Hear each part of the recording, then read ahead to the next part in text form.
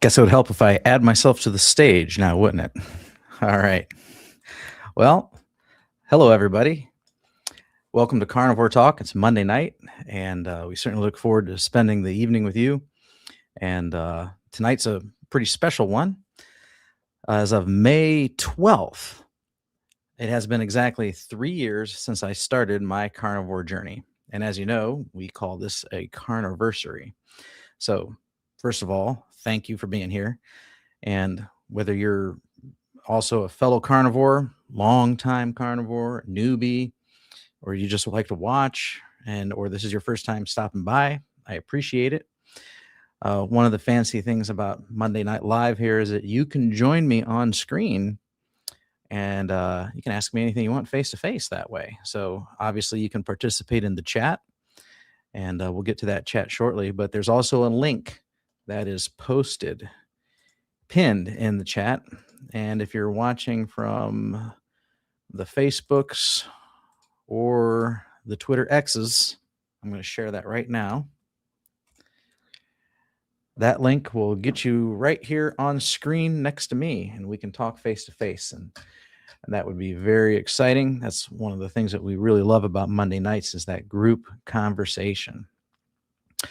So I appreciate you being here. 3 years ago, I was 235 pounds, and I had, periodontitis, bleeding gums, ulcerative colitis, a whole host of other issues. I mean, there's a lot. Those were the main ones. Kidney disease, which I still have, but there's a lot of. My big one is I reversed that ulcerative colitis. I reversed the gum disease, and then there's a lot of little things that you don't even think about, you take for granted. Like I was at a carnivore meetup in Columbus, and I ran into a guy, and he had a list of benefits that he had written down and things that he had noticed in himself, and he had not producing so much earwax as a benefit. And then I was like, you know what? I used to have a major earwax problem. I used to go deaf, get plugged up. I'd have to get those ear candles, light them on fire with a paper plate, and let the heat suck up the wax and stuff. And since I've been carnivore, I haven't experienced that. So it's a lot of little nothings, they're not nothings, a lot of little somethings, that have improved too, along with some of the major ones. So the point is I never expected that a carnivore diet would change my life the way that it has. So anyway, right now, I don't have a topic for tonight. That's my topic. We worked late, my son and I. And so we'd like to see whatever questions you have in the chat. And we are going to call this an Ask Me Anything. Like no question is off limits. Of course, be kind. But, anything you want to know, especially about carnivore, if you're new, energy levels, hormones, skin, digestion, social challenges, what I eat in a day, supplements, exercise, long-term sustainability. I'm 3 years in, by the way, and more. Whatever you want to ask, go ahead and drop that down there. And if you watch this later on the replay, leave a question. And I've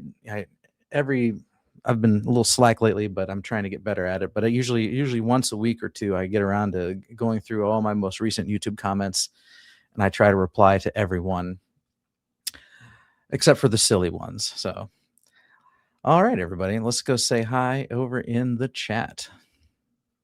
First up this evening was Jamette.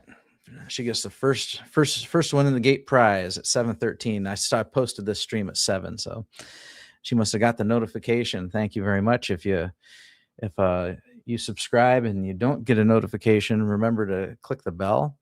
If you're here, please give this video a like so others can see it in their streams that we are live right now. Let's see here. Linda Flanagan says hello, everyone. And Uncle Charlie says congratulations. And Uncle Charlie says, I stopped losing weight, so I cut all butter out. Now fat is flying off like a rocket. I have 1 meal a day, 1 pound Wagyu beef, 6 ounces of bacon, 4 eggs, 4 yolk. Only fat I get is from bacon and beef.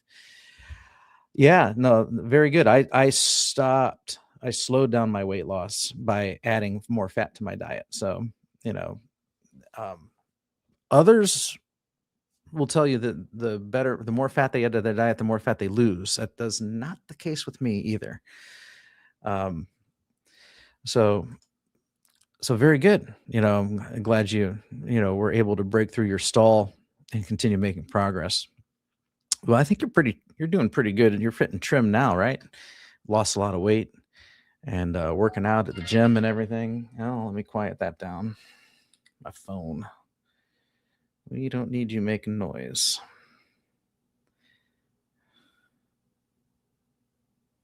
There we go. All right. Let's see here. And then he says, I fry my eggs in the bacon and beef fat, and I'm full. All right. Very good. Good. Oh, so how much weight did you lose in 3 years? Charlie asks. So I went from 235 to 175, so 60 pounds. And that was my goal. Actually, when I started my diet, I wanted to take off 60 pounds and get down to 175.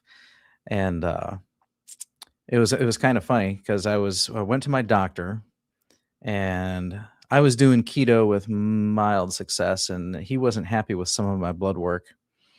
And my son was losing weight and doing really good. And he was 50 pounds lighter than me at this time. And I told the doctor, I said, next time you see me, which is going to be like 3 months later, I said, next time you see me, I'm going to weigh as much as my son. And he laughed at me, and he said, ironically, he goes, the only way you'll be able to pull that off is if you cut out every single carbohydrate. And I was like, that's exactly what I plan on doing. And that's what I did. Now, 3 months later, I was 45 pounds down. So I felt just short of my goal. But yeah, so I lost 60 pounds. And I did it all in the first about 6 months too. So my initial weight, my goal was to get that 60 pounds off. I did that from May 12 to sometime in November is when I hit my goal weight. And then for a certain other medical reason that scared me, I stopped my weight loss intentionally. And we can get into that later, maybe. All right. Sandy Blythe says, congratulations, Bob, on 3 years. Well, thank you very much. So, and I do want to specify that, it's not we're not talking what's 365 days a year times 3, and we're not talking 1,000+ days straight of 100% strict beef, salt, and water. Okay. So there are occasions once in a while where I do eat off plan, but by and large, I am a carnivore 98% of the time. All right. Uncle Charlie says, some workout channels, these guys gain fat from last year. I told them go carnivore. They said they need carbs for energy. Not true. I agree. So I can go to the gym and spend a couple hours there, and I'm just fine, even on days and days and days and days, without touching a carb. It doesn't bother me whatsoever. And then you've got, stellar online examples like Sean Baker, who's, setting records, and Anthony Chafee, they don't eat any carbs whatsoever, except whatever's naturally found in ruminant muscle meat or eggs or something like that. But they certainly don't need to go to the gym and carb load before that, or have a sweet potato, or eat some fruit so they can get the max out of their workout. They're able to do everything with just meat. So it can be done. Linda McDaniel says, congrats, Tim. Did I see a Tim? Did I miss a Tim? All right. Angela Mullins says, congratulations. Brian Dish is in the house and saying hi to everybody here. Bacon Runner's here. And Bacon Runner said, I started OMAD today, 1 meal a day. So far, so good. I'll do it for a few days and hopefully decide to continue, but we'll see. All right. Well, best of willpower to you. I don't want to say best of luck, but best of willpower to you. You can do it if you set your mind to it. Do the 1 meal a day. Very good. I'm still averaging 2 meals a day, sometimes 3. Dr. Kiltz looks like he's out for a nice evening stroll. How you doing there, doctor? It's very good, very good. I took my hike up the hill. Sun is setting in upstate Skinny Atlas, New York. It's a good nice little walk, about Yeah. 5 miles total. It's good. It's up in the hills or just kind of the farmland here. It's Mhm. beautiful, beautiful. Yeah, it looks like it from what I can see. Peaceful. Oh, Yep. And the weather's good right now too. it So, is. It was 91 today and a very peaceful day. mhm. And summer's hit in upstate New York. And this is hot for us. It usually is in the 70 to 80s. It doesn't get in the 90s that much, but it's a beautiful. Got to get out for a walk. It's I feel like I've been cooped up and I've been healing my knee, and so finally it's healed. So I'm taking it easy though. Mhm. Yeah, no, I love the good weather. I love to go out and walk, whether I'm walking the dog or around here we have these metro park trails, and the county will have these challenges where you try and walk all the trails during a season, and you can earn like a staff with a little shield on it. Oh, cool. And yeah, so we like to go hiking the trails as well. All right, where is my chat window? There it is. Very nice. So how's Dr. Nelson been? I heard he's been recuperating from something. He had a common upper right quadrant ailment, and he's healing. Mm-hmm. Apparently he'll be back to work next week, and we're looking forward to coming back because Ollie and I need help. Mm-hmm. But yeah, he's healing nicely. All right, very good. All right, our thoughts go out to Dr. Nelson. So Yeah, for yeah, sure, for sure. I didn't know the details. All right, I was late to your live tonight, but when I got to tune in at 6, we had a nice conversation going on. Yeah, some common problems, especially for the doctors. And I went to my cardiologist the other day, and he said, "Well, be on your statin," even though all my numbers look great and I feel great, just because my cholesterol's high. But and there's no convincing them, and I didn't try. I just said, "Hi, how you doing?" And that was it. And but Mikey, I think it was, telling the story about his heart flutter and a little bit of beginnings of heart failure and some edema and carnivore community. That's good.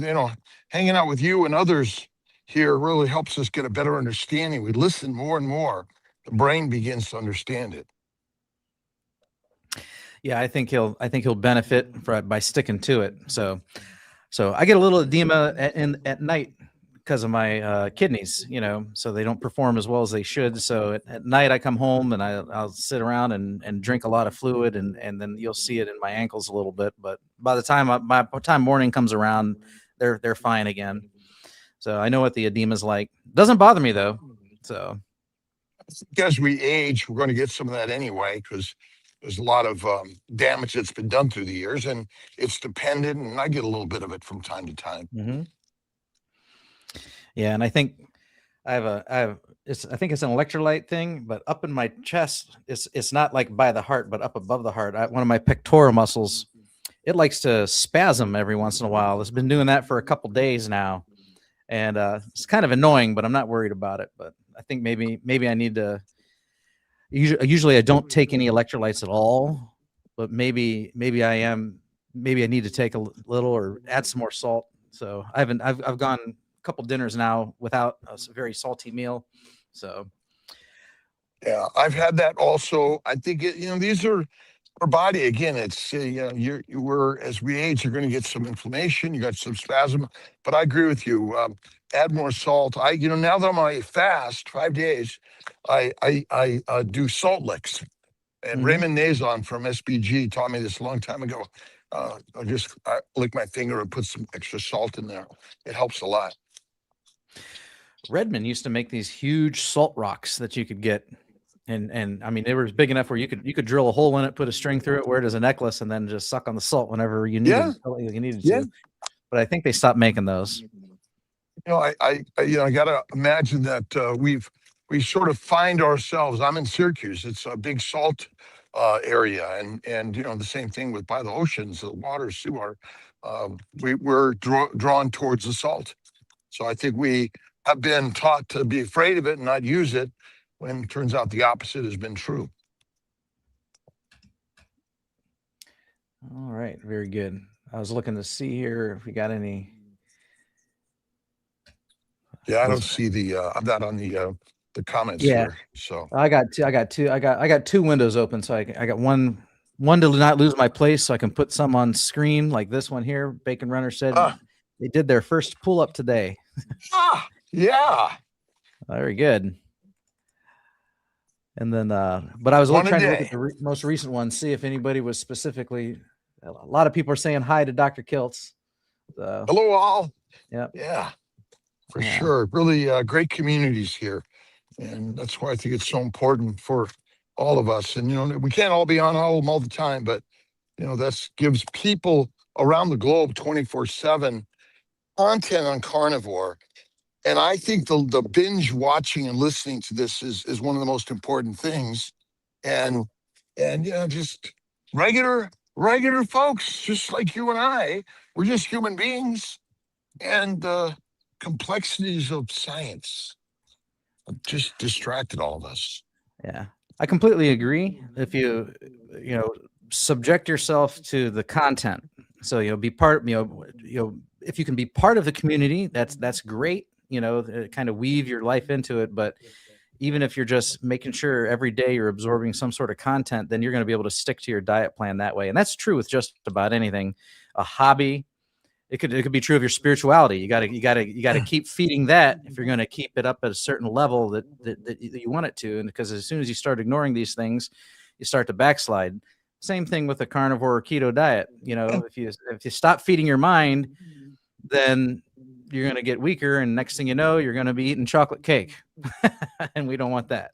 and the going out and having beer and bread and all sorts of things, and this is the community to hang out with. And you know, we really are a reflection of the people we hang out with.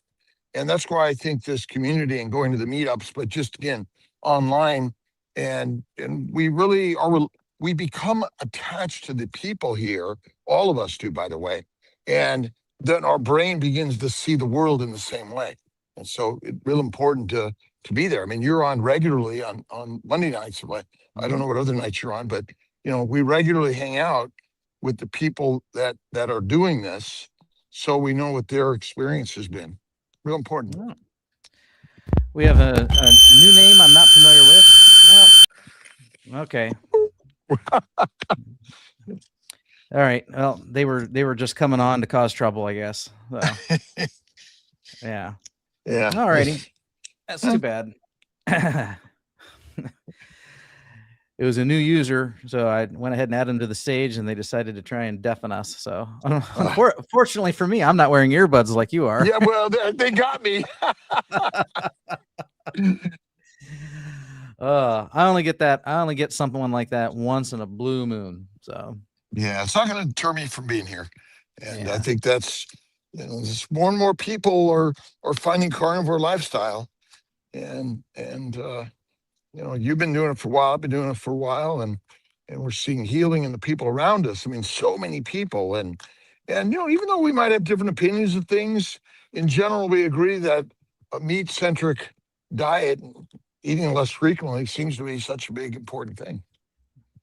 Yeah, and that's kind of my standard definition is, carnivore-centric, meat-based. If you at least start there, start there. And then if you have reasons to, get more strict, get more raw, I mean, you could have health issues that would require that, Yeah. Or maybe you don't, and you can have a little more, freedom with what you choose when it comes to spices or size or whatever. So, I'm very pro carnivore, but I'm still pro keto. So, yeah, I think that's important, that people are going to come in where they're at. And I was keto, and before that was paleo, and before that was Atkins. And so, you know, I think that, you know, we're not here to say, oh, everyone's got to be this. And again, you're a plant eater. There are things you can do to mitigate a lot of the problems of a standard lifestyle, which I think is important. And Atkins had a lot of benefits, and it was meat and some veg, and so I think that wherever you're at, it's a good spot to start. Mm-hmm. Yes, very good. All right. Jerry says, happy Carniversary. Just walked at the door and will join us shortly. Oh, that would be a wonderful privilege, Jerry, if you join us. We'll look forward to that. That must mean you have off work today. So she's usually working, but when she has off work, she gets to join. All right. And Jeff Geezy says he's at a double header tonight, so I don't think I'll make the live stream. Yep. Yeah, he's watching his granddaughter play ball, and there's 2 games back to back. Yeah.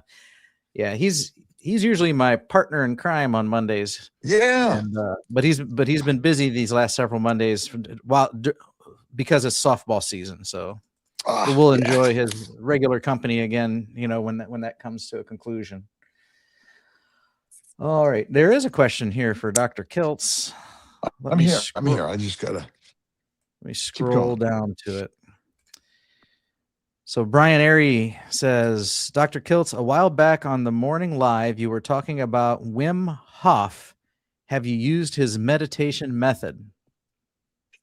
I used to really watch a lot of Wim Hof and read his book a long time ago and be very much into a lot of his ideas. And so the answer is yes. I do a lot of breathing exercises. I don't do cold water breathing and dunk my head down in, because that's not too safe, I've heard.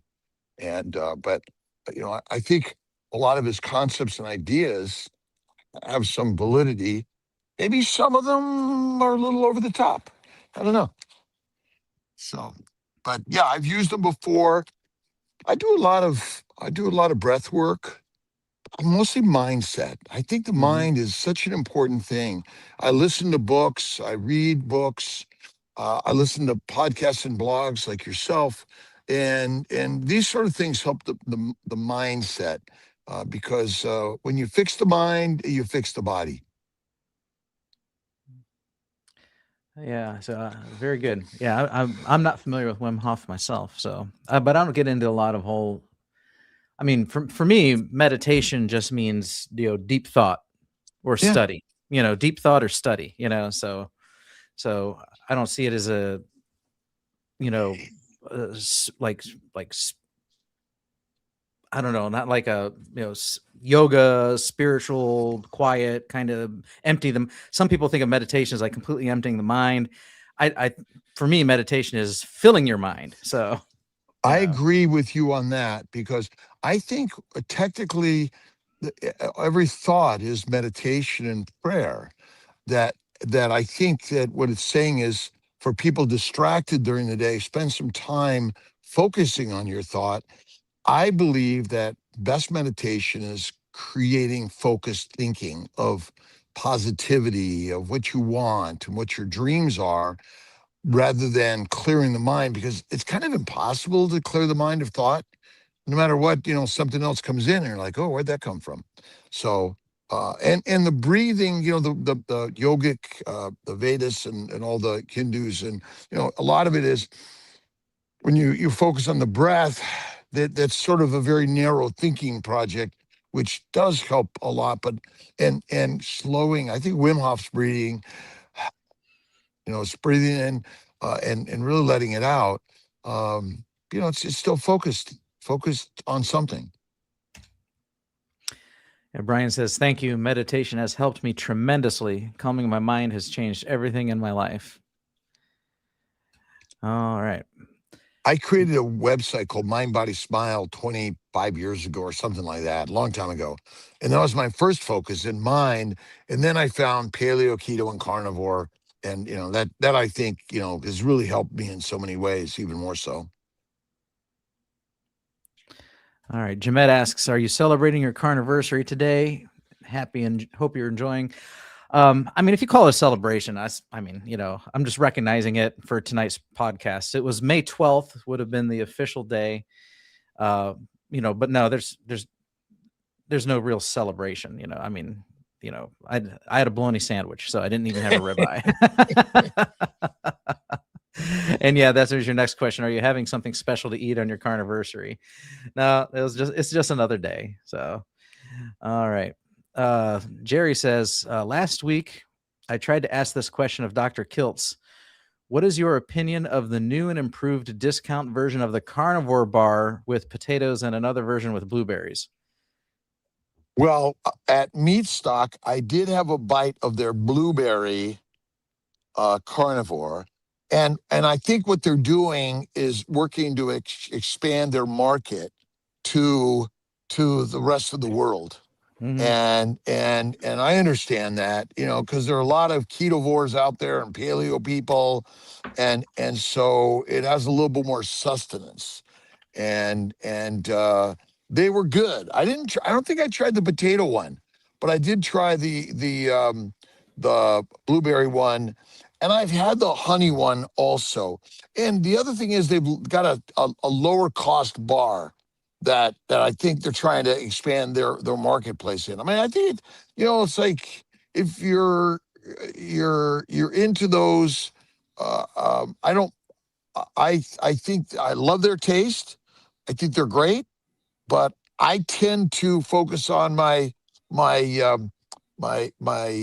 dry aging meat from the day or week before and cut that. But they've got a great product, and I think it has great flavor. A lot of people are going to enjoy it.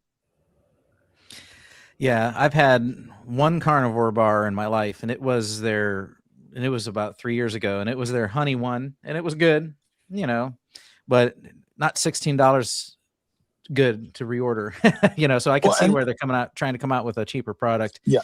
Because $16 for a protein bar is just kind of outrageous, so not a lot of people are going to do that, but that is like something you buy and throw in your backpack for a hike, Well, what I think I love about it is it's meat, it's what we eat, and it doesn't have additives, which a lot of protein bars that most people are buying and spending a lot of money on, in my bet, is a lot of processed junk.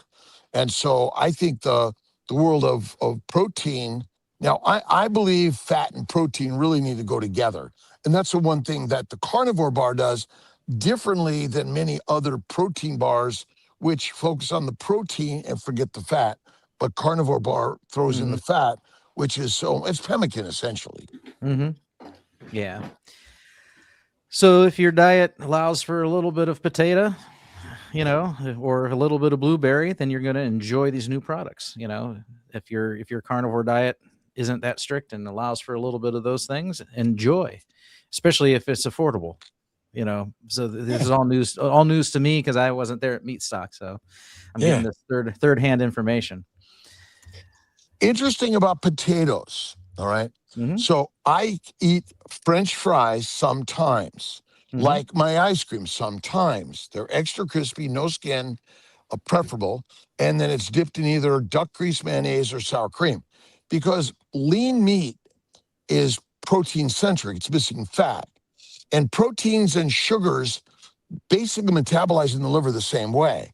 So if you're having a French fry or a baked potato, add lots of butter, sour cream, or duck grease mayonnaise or butter mayonnaise, which basically adds more fat, which you eat less and you get more fat. And I think it's not as harmful for us. Every once in a while, we go out for a seafood boil. And if I'm still feeling a little hungry at the end of the seafood boil, I might eat one of the potatoes that come in the bag. So yeah, I don't touch the corn though. So corn, it's usually one, corn's a grain, so it's kind of off my list. Two, it's soggy and nasty. I think it was frozen corn before it ended up in the seafood boil. They're usually pretty gross. I think a cooked potato, white, well cooked, without the skin, is one of the least toxic of the foods if you're having in small amounts with a lot of fatty meat. But not every day. Kelly. Right. Yeah. No, you don't want to eat them every day.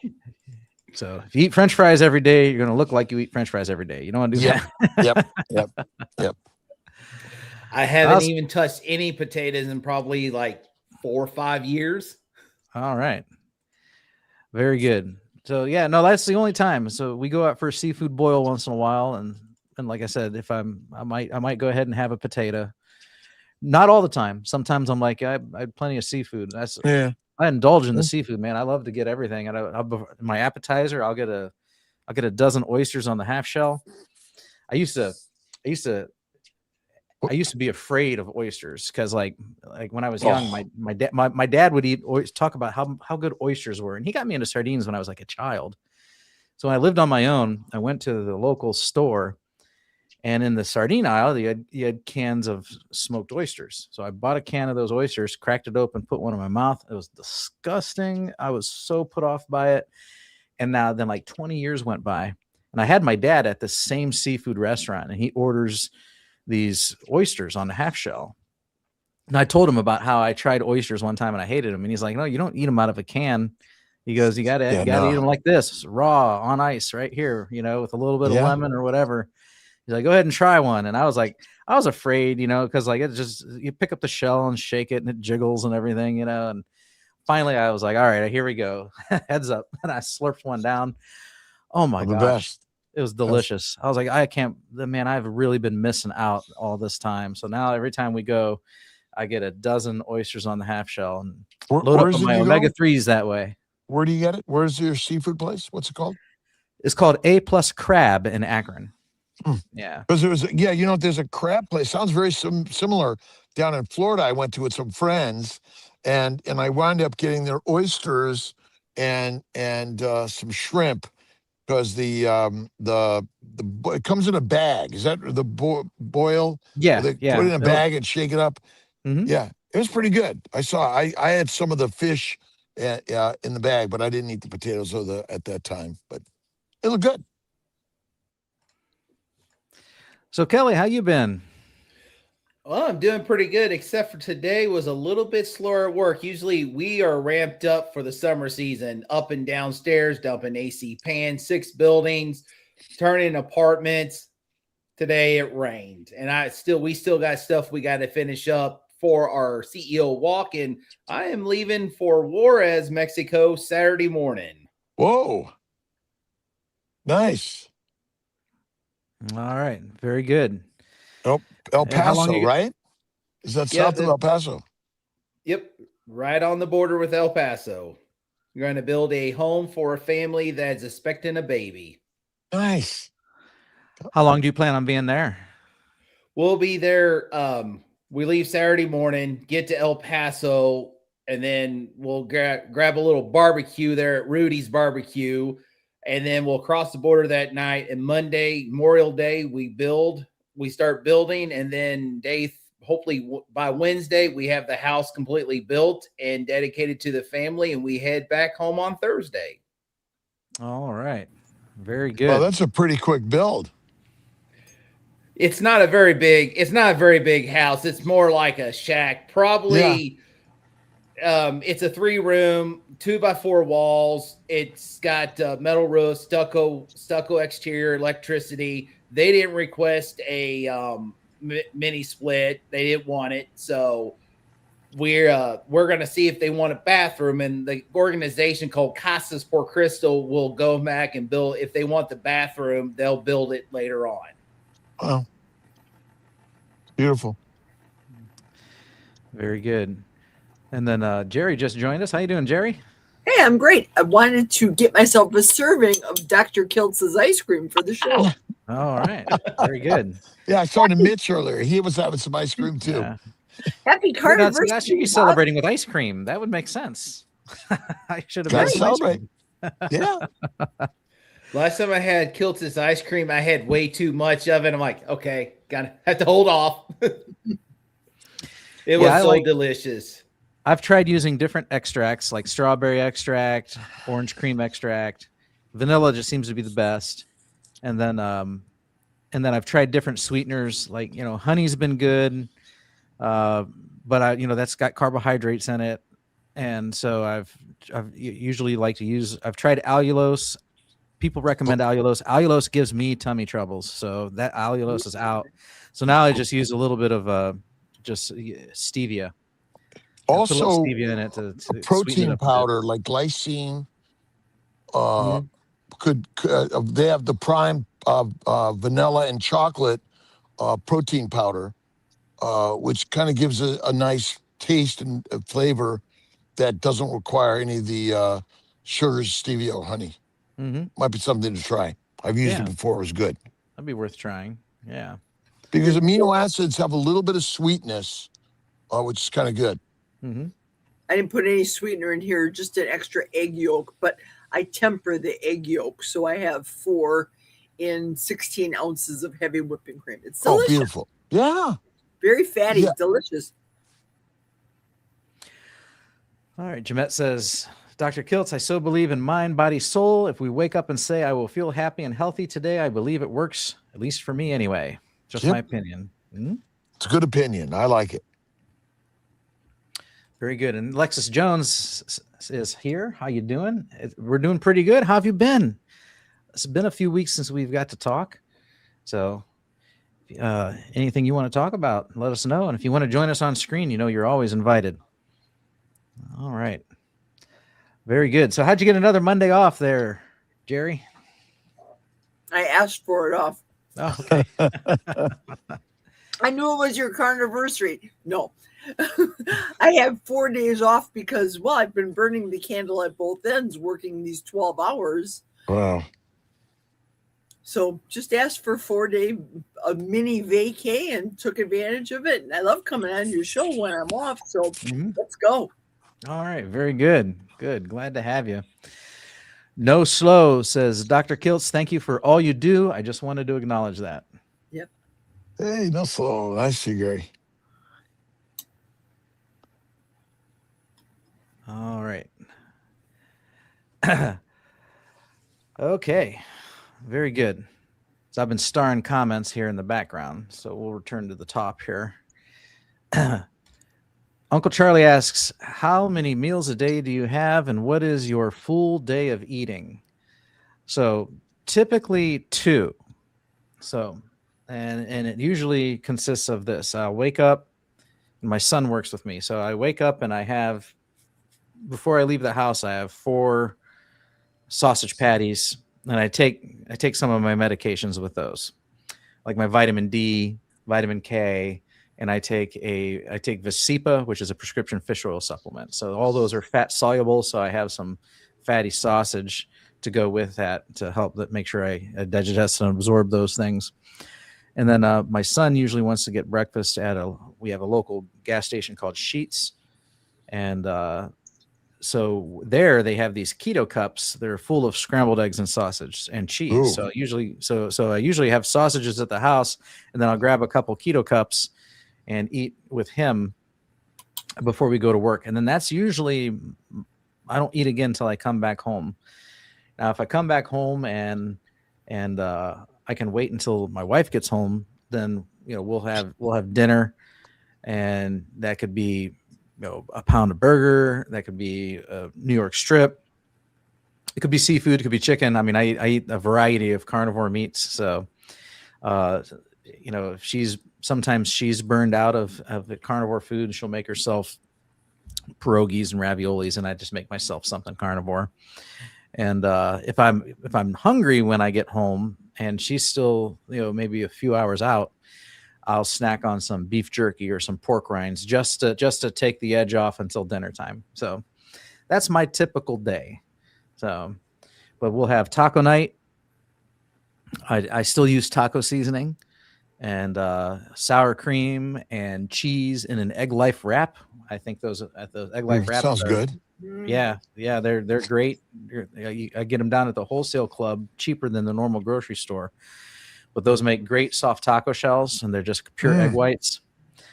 Well, not pure egg whites, but basically egg whites. Egg whites plus carrageenan or something, something I'm not worried about. Little xanthan gum. Yeah, nothing I'm worried about. But if you're a purist, you probably wouldn't touch it. But and then on the weekends, then I have a little more time on my hands. So for breakfast, I might have an omelet or a bunch of eggs, or that's when I'll fry up some bacon, because I got the time on my hands because I'm not having to go to work. So I can take my time making something a little more large and fulfilling for breakfast. So that's my typical day to day. And then once a week or two, we go out to eat. And that just kind of depends. I have a family, so I gotta always take them into consideration. Normally, we can go somewhere where it's carnivore friendly, and so we could go to like Longhorn Steakhouse, Texas Roadhouse, Outback Steakhouse. Those are all good. I can do carnivore at Applebee's. I'm sure you got an Applebee's near you. I think they're everywhere. Probably I can't do. I struggle to do carnivore at Mexican. And but now, I told you in the last couple of weeks that I found that Mexican was causing my cramps and seizure type symptoms. So I'm just not going to Mexican ever again. So I don't have to worry about that temptation anymore. And then sometimes my son's a big Italian pasta kind of eater, so he likes to go down to the Olive Garden. And so at the Olive Garden, I'll have to revert to keto. So if I go to the if I go to one of these steakhouses, I'll still get like the side of Brussels sprouts or broccoli or something. And then if I go to Olive Garden, they have I have to revert to keto also. They have a margarita chicken, I think it is.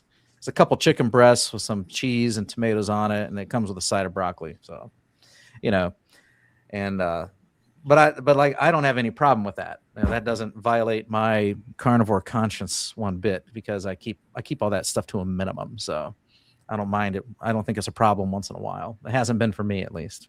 So You're still carnivore.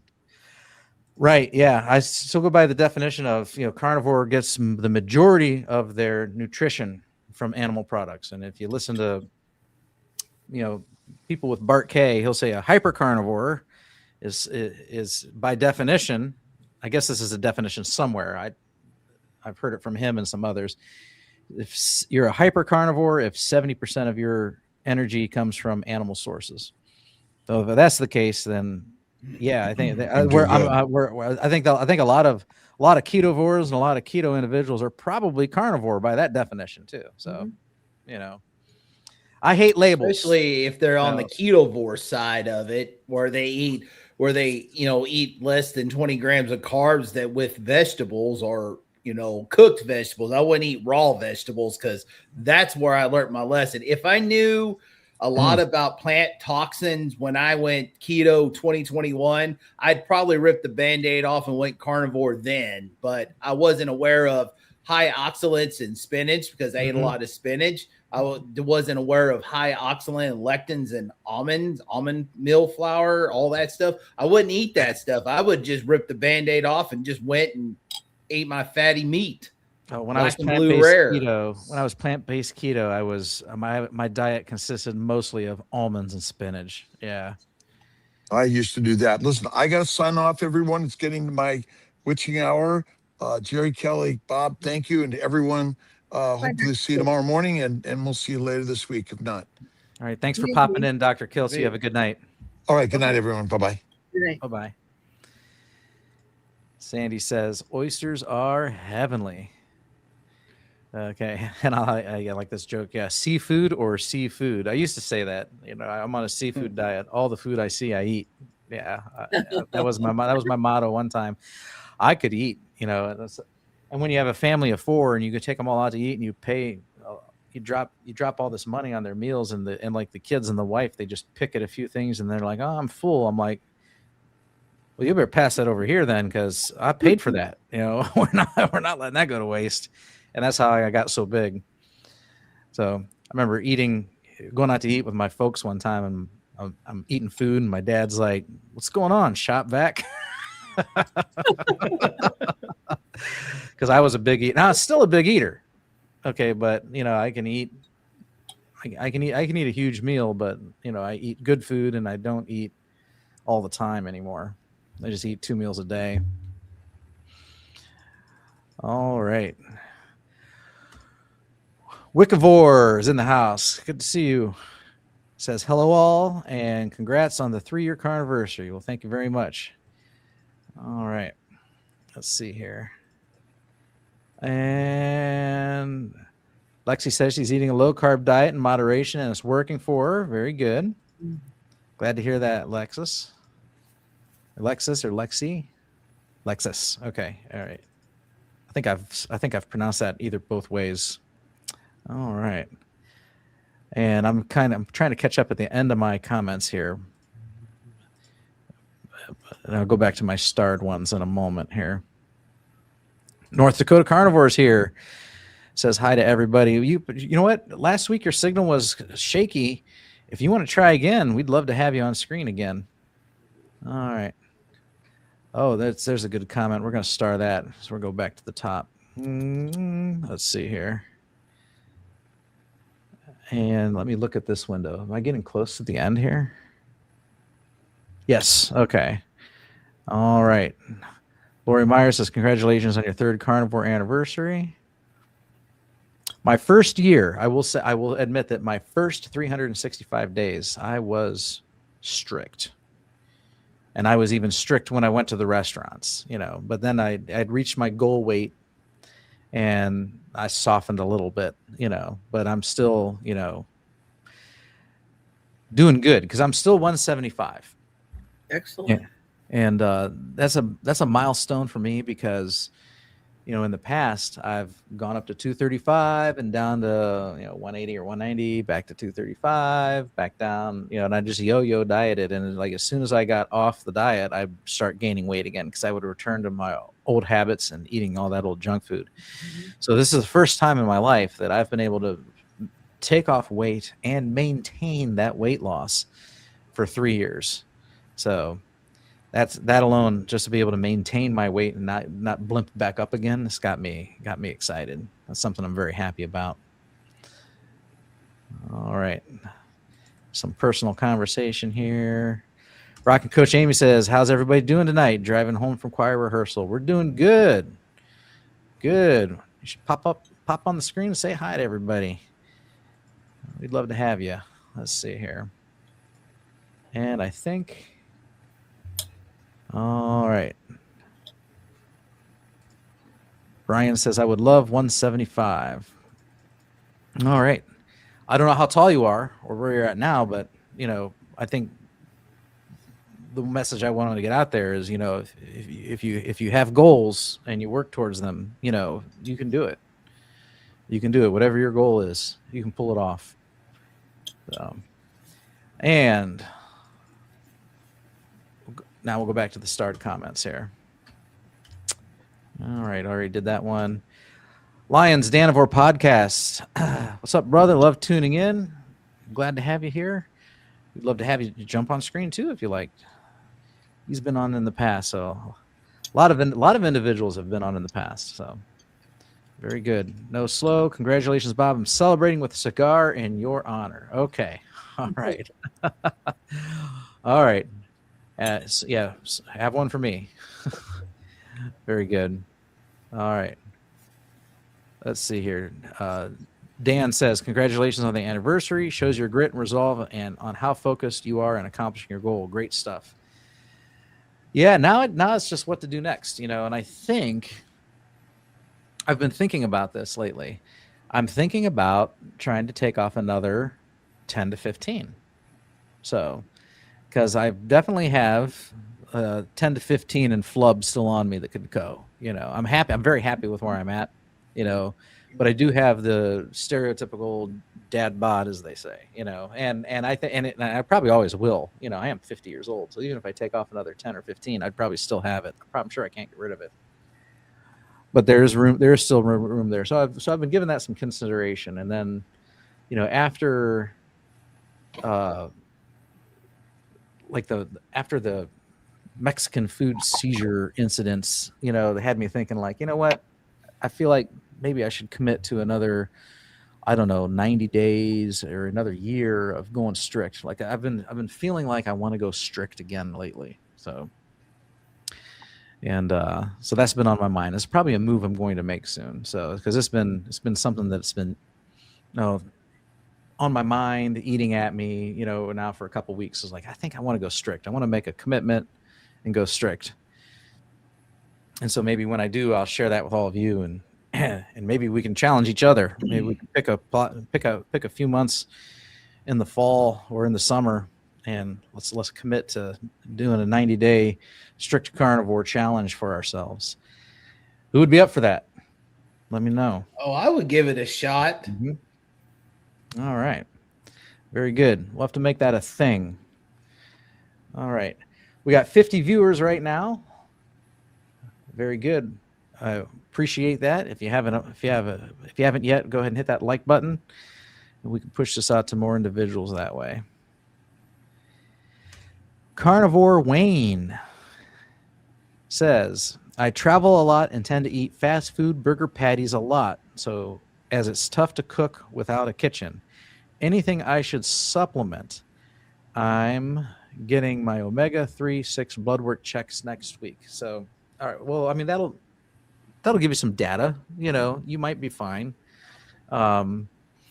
So we do that too. So, you know, if the boy, my son, does not want sheets in the morning because he's burned out, then we usually compromise on McDonald's at lunch. So and I'll get 4 quarter-pound patties on the side.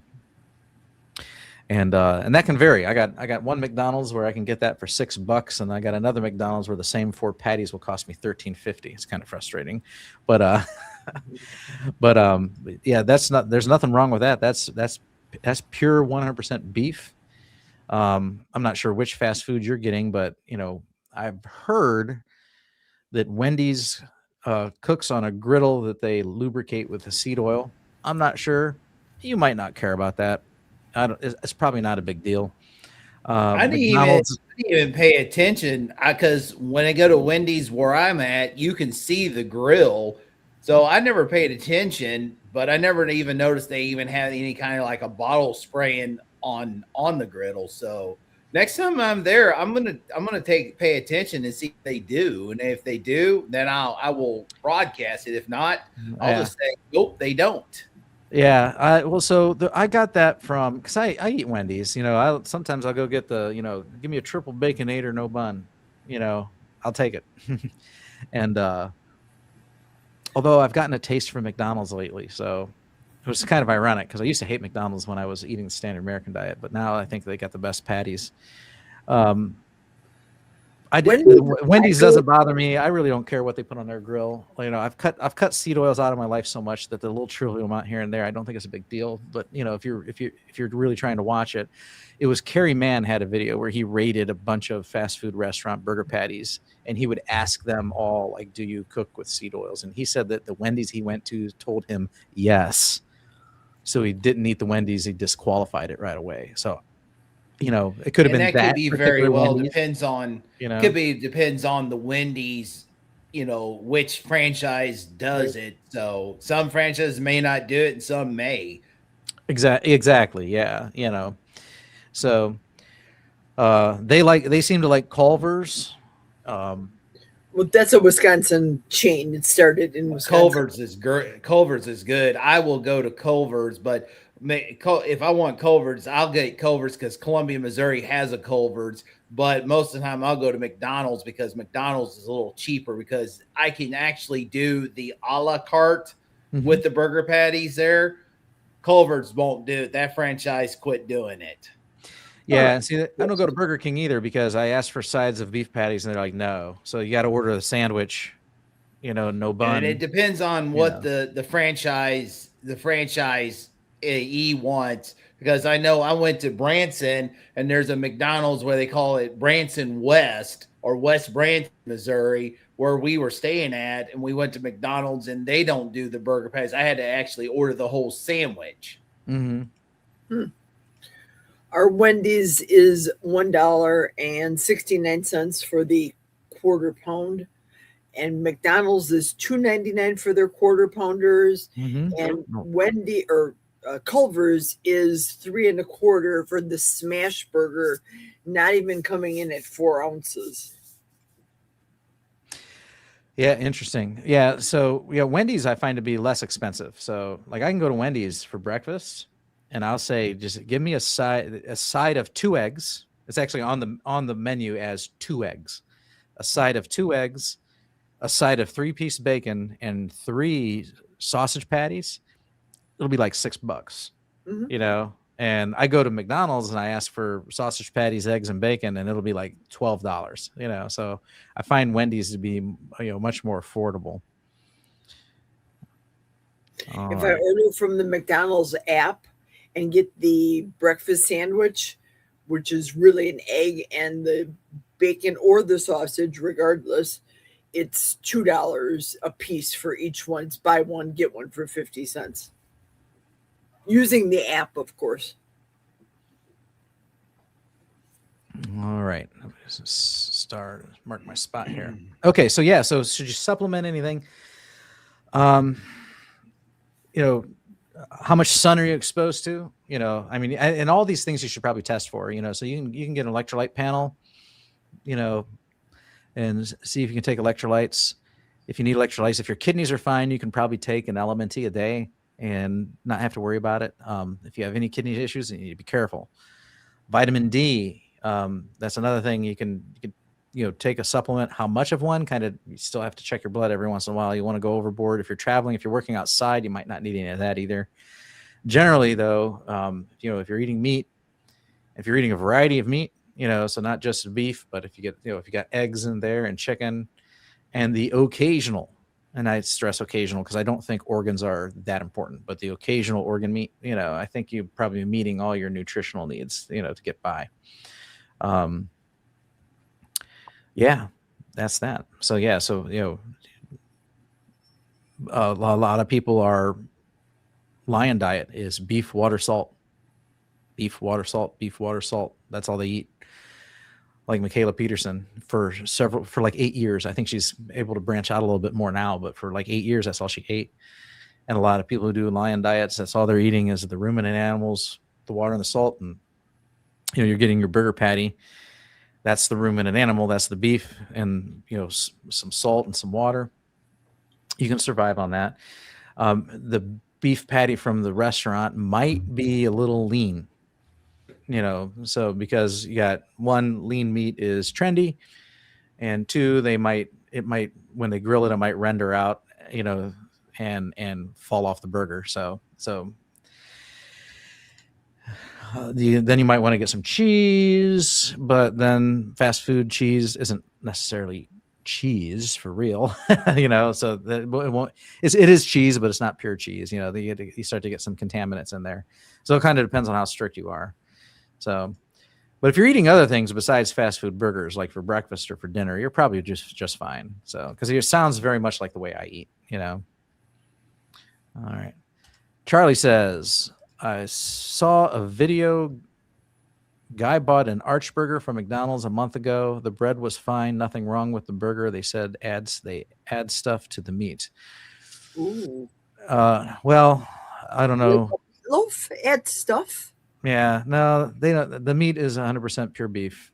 Yeah, So- it's the same. And on the arch burger, it's the same quarter meat that they put on the quarter pounder.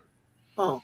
Yeah. My daughter like gets the difference big is arch. The Big Mac has the smaller frozen patty, and then like the quarter pounders have the bigger, always served fresh, never frozen patty.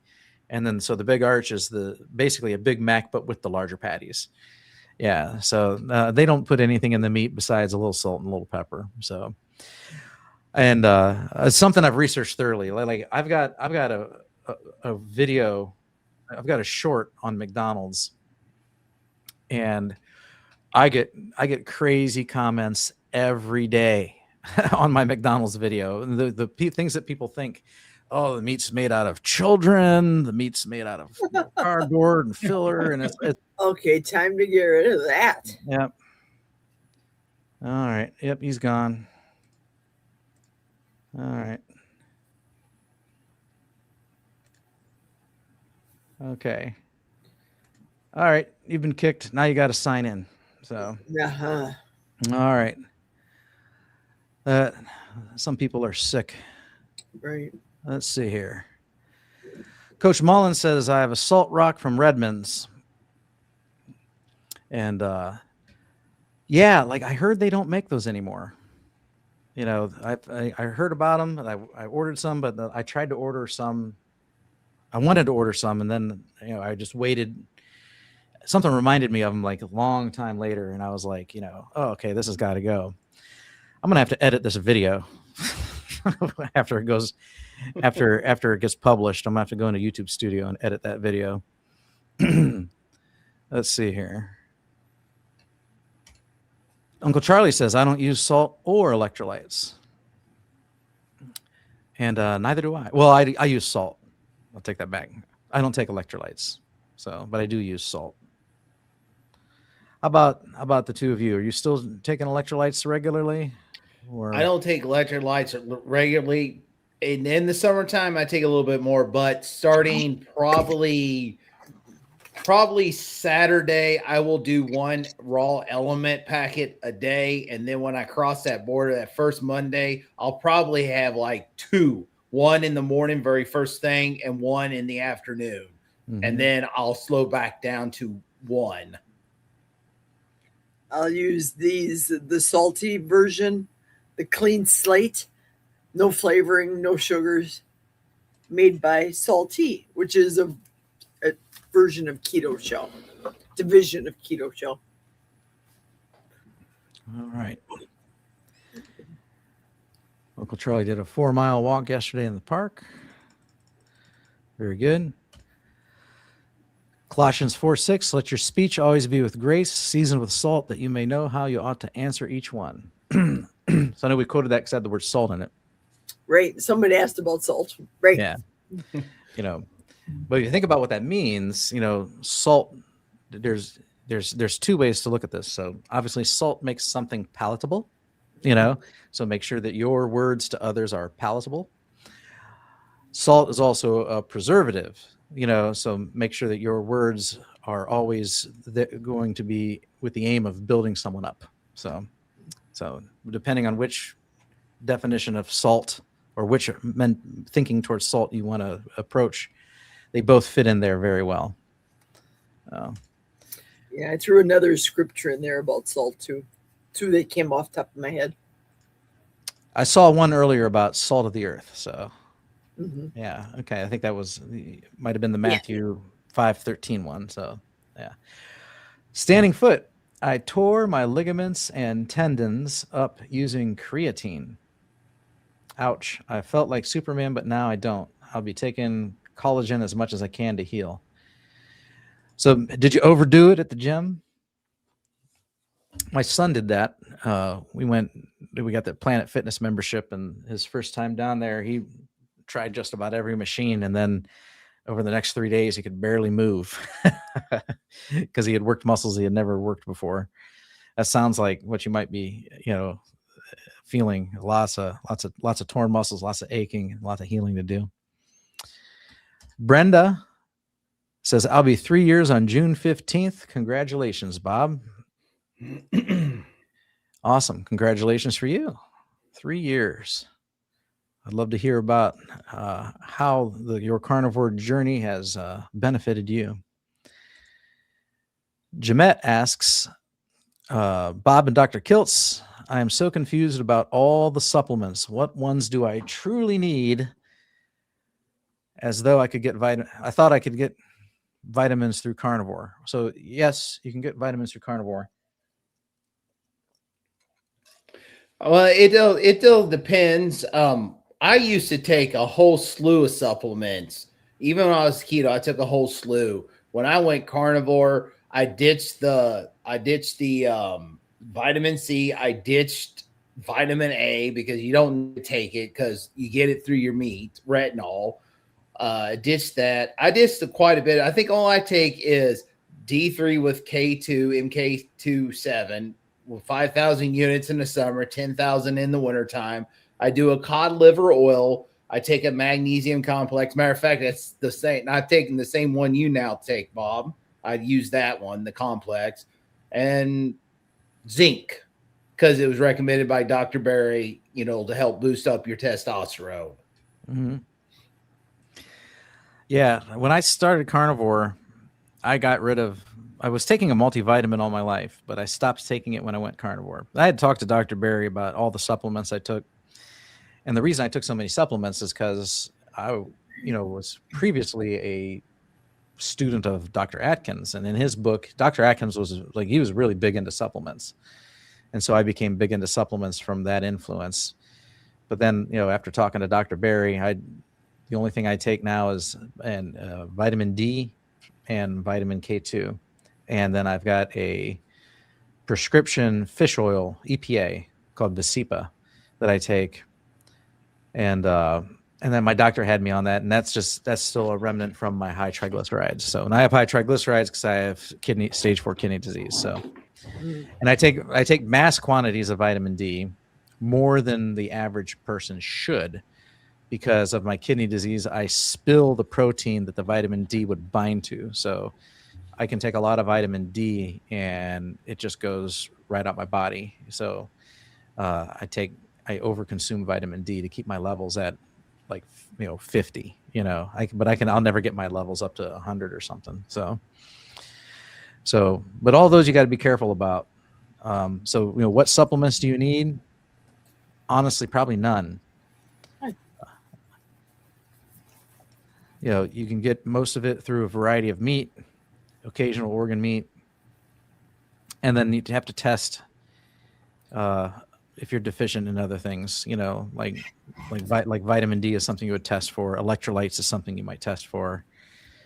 I think I've heard of some carnivore women being low in, is it folic acid or B1, or is that the same thing? I don't have to look it up. So I think Michaela Peterson was deficient in something too. So, but it's extremely rare. Charlie was 325 pounds, wanted to go to 220, and here I am at 180, killing it. Very good. Awesome news, Uncle Charlie. That's the end of my starred comments. So now I can come back to the live chat here. Let's see here. Oh, it skipped way up there.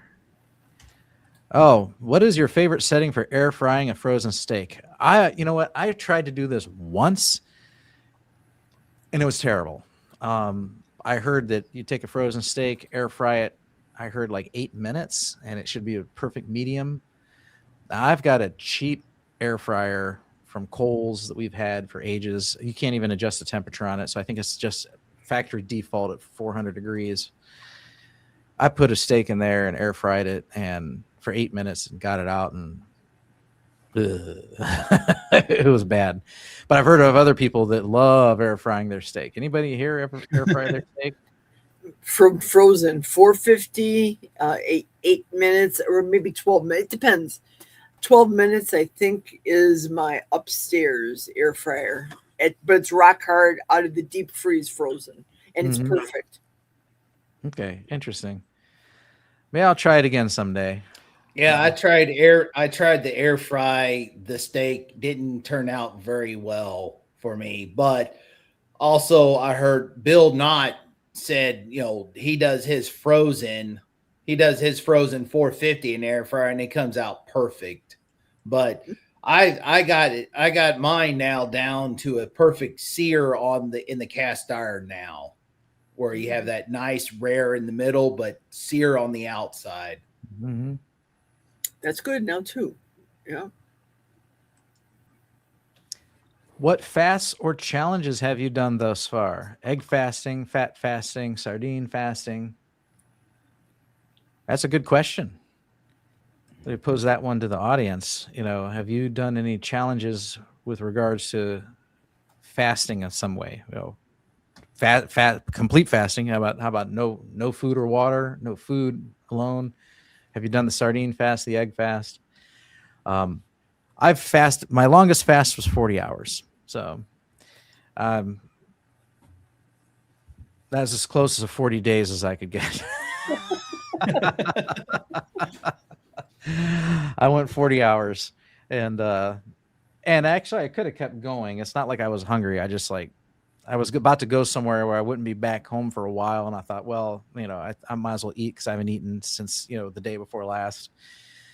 And I don't have much. There's nothing that's driving me to fast. Nothing motivates me to fast. I like to eat. So the intermittent fasting's fine. The one meal a day once in a while is fine. But any kind of extended fast, I'm personally just not interested in. I know why people do it. I know why. There are some reasons I've heard that I might want to do it, but I haven't done any. But how about you? Well, today I did a fat fast. I started yesterday with pork rinds Mhm. last night and eased into that. I sleep excellent when doing a fat fast. I take 2 of the butter balls, that Aaron does the commercials for. I pop those at night, sleep like a baby. Then this morning I had a dentist appointment, so I didn't eat anything. And then I had tonight for dinner, I had some pork fat crisped up in the air fryer. I ate that before, and a fatty steak I made myself. A little bit more protein than probably I should have had. And then I just finished off with the Kilt's ice cream. Mm-hmm. All right, so that is a fast that interests me. The fast, right? I know fast. You know, the fat fast. You know, as like all these are called fasts when you're not really fasting. So I find that somewhat amusing. But the fat fast, you know, because they say that when you consume less than like 9% protein, then your body starts producing that hormone that's like FGS21 or something and you put your metabolism to overdrive and you start to drop weight like mad, which is the science behind why the sugar diet works. Ooh. And then people like Sean Baker and Nick Norwitz proved that you can do the same thing, but instead of eating sugar in the absence of protein, you eat fat in the absence of protein, and the same thing happens. And of course, that's going to be healthier for you than sugar. And so I kind of like that idea of a fast. So that way I'm still eating, I might give a try. I talked about, I might make it a goal to lose another 10 or 15 pounds. I might try and do that with fat fasting. Fat fast for a few days and see if I can't jumpstart that process.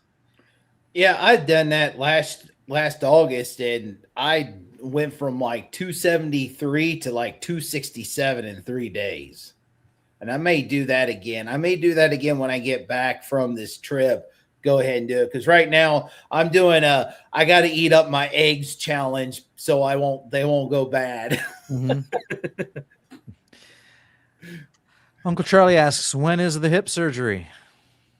It is August 28th. All right. I'll be here before you know it.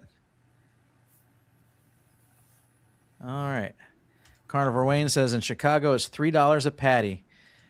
Yeah, so if I get 4, that's 12. Okay, yeah. So I went somewhere yesterday and my 4 patties came to $13.20. I was actually kind of upset by it, because usually they're, at the cheapest place is 6. Usually they average, 8 to 10, 8 to 11, and then when that rang up, and I know the most expensive place is normally 12, but this new place we went to, a new McDonald's, because we were working in a different city, they came up $13.20 or $13.50 for 4 patties. I'm like, oh my gosh. And I'm starting to wonder, like, maybe I should have just ordered a couple sandwiches and threw the bun away. At what point is it not balancing out anymore? Let's see here. Yeah, McDonald's mostly. Yeah, that's me too. It's become my favorite beef patty. So I've gotten to the point where I struggle a little bit with Wendy's. Like, I'd be really hungry to eat Wendy's now, because if I have my choice, I'll go into McDonald's every time. All right. Yeah, for me, we have a McDonald's 10 miles away in Bloomer, Wisconsin. But my justification is all I have to do is go into the deep freezer and pull out a third patty frozen burger and throw that right in the air fryer, and it's free in essence. And I don't have to drive 10 miles there and 10 miles back, with gas being $4.49 a gallon. Thank you very much. Yeah, it's crazy expensive here in Ohio too. Normally we're like one of the cheaper states, but I think I read we're the 8th most expensive state right now. And part of it is there's a BP refinery that had a accident or a fire or something that's currently offline that normally supplies my area. Yes. And that's why ours is up closer to $5 now. Jamette says Dr. Barry on a short went to a fast food, just got burgers. Yep, I've seen that. So that's exactly what inspired me to do it. I'm like, oh, that's a good idea. So I like Dr. Barry. He puts seasonings on his food. Yeah, no, yep, me too. So he's like my main influence. So, you know, a lot of what I say is just reflective of the same stuff that he says. Like, you know, he's laid back, he's reasonable, you know, and I like that. He's not a purist, as he says, you know. Now, if you want to be a purist, by all means, you know, go for it. All right.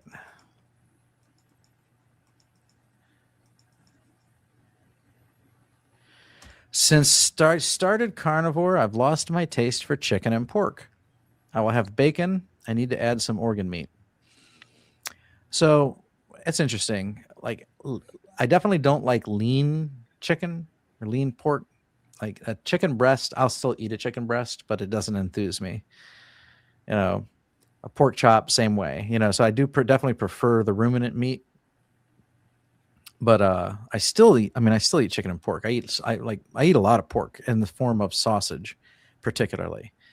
You know, breakfast sausage. I love breakfast sausage. I love breakfast sausage more than I love bacon. So a lot of people, they're all about bacon. I like sausage, and then eat a lot of bacon too. We can get these pork loins to cook on the grill. Those are good too. And a pork chop, you know, depending, it can be okay. But yeah, I don't buy a lot of pork. Have you ever tried the Costco pork sausages that they have, the breakfast sausages? I don't have a Costco membership, so no. Oh. Yeah, I got a Sam's Club one, and where I do the bulk of my shopping. So, yeah. Linda says she got salt rocks from Amazon. I'll have to look those up. Salt rocks. I looked up. What's it called again? Real salt. What's the name of that company? It's called Real Salt, Redmond's, right? Redmond's. Redmond's. That's it. Redmond's. Yeah, I looked up Redmond's specifically and didn't turn up anything. It paid to be looking at the phone typing. Yeah, it did. Sorry about that, folks. That's just, you know, when it pops up here on the screen, what I saw was a white guy with a microphone and a headset on. So it looked like he was like a real podcaster or somebody, but it was an unfamiliar name. So, you know, that's why I went ahead and put him on the screen. But he obviously did that on purpose. And then as soon as he got screen access, he put something else on the screen instead. So it's a shame that there's, you know, scum of the earth like that that will do something like that. So I wish him nothing but the worst. So, all right. Let's see here. Like I said, I'll have to edit that out because that's just unacceptable. So, not only did you offend the eyes of 50 people watching, but then you created more work for me too. And you possibly put my channel in jeopardy. So, you're a pig. Excuse me. I'm a little upset still. All right. You have the right to be upset. Yeah. Right. Yeah. No, YouTube. So yeah, YouTube's not going to allow that. That's just so someone connected to StreamYard. Remember, we're working through StreamYard. So someone clicked the StreamYard link. They came into the StreamYard studio, and then StreamYard is actually, you know, broadcasting the video feed to.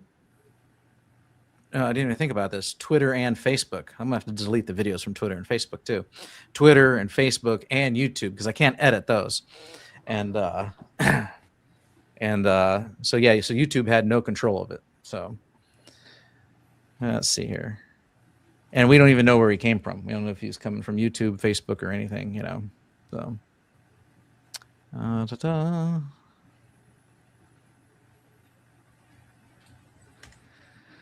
salting your speech means using seasoned, purposeful language to make your conversation more engaging, persuasive, and morally wholesome. Yep. Again.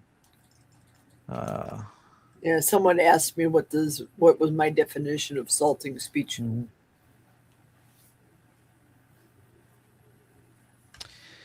I used to drink Redmond lemon lime electrolytes and I gained weight. I stopped taking it because it put weight on me. Plus, I'm not a professional athlete. Anthony is, if you I don't drink salt. Huh. Or I'll watch the lights. I'm not a professional athlete, nor do they think they just get paid millions of dollars for Dude Lemon Lime Gatorade commercials. So I don't know why you would gain weight. Stevia? Yes. A sugar, a sweetener, or a sweetener substitute, or just be water weight. So I mean, part of the reason why you take electrolytes is because you're losing water, and electrolytes is going with it. So maybe you were just taking a lot of it and was overhydrated. Yeah, but unless there's like carbohydrates in it, or a sweetener that you happens to trigger your insulin response, I don't see why an electrolyte, a 0-calorie, 0-carb electrolyte drink would do that. What the heck was that? Friggin' vegans. Yeah, probably was. Probably was. Oh,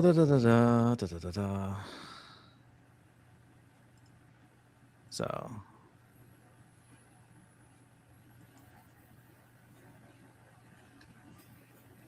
Rick says steak is best in the pan. So, or the grill. So like if it's summertime, I like to use my grill outside, and if it's wintertime, I use my cast iron pan on the inside. Yeah. Uncle Charlie says, I don't use iodine. I think it's a scam. Years ago when I was much younger, I didn't take this stuff. Everyone is cashing in on this iodine. It's not necessary. So I don't take iodine. I've heard, according to Dr. Barry, he thinks that most people, especially if you live inland, are probably iodine deficient. I mean, if you're eating food that's salted, beef jerky, processed food, or if you just use regular table salt, you're going to get iodine that way. So, I don't even know what the symptoms of iodine deficiency would be. So, but if you do take it, you don't want to overdo it, because you can take too much iodine and that can cause problems. So if you're taking supplements, you should probably microdose until you get your blood checked to see what it's actually doing to you. Test before, always. Dr. B mentioned vitamin B1 last Saturday. He said some carnivores have been low in it. Seems there's B1 in pork, at least more than in beef. That could be. That could be. Yeah. And thanks you for this correction. Folic acid is synthetic. It's not found in nature. Folate is needed. Vitamin B9. Okay. Yeah. That's correct. That's correct. I just, without thinking, I just, folate, folic acid, rolls off the tongue the same way.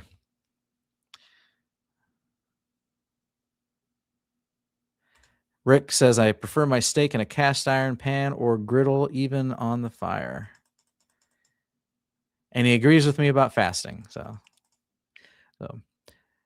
yeah, Rick doesn't fast very much either. Rick believes, well, I don't think Rick fasts at all. Rick thinks fasting is starvation.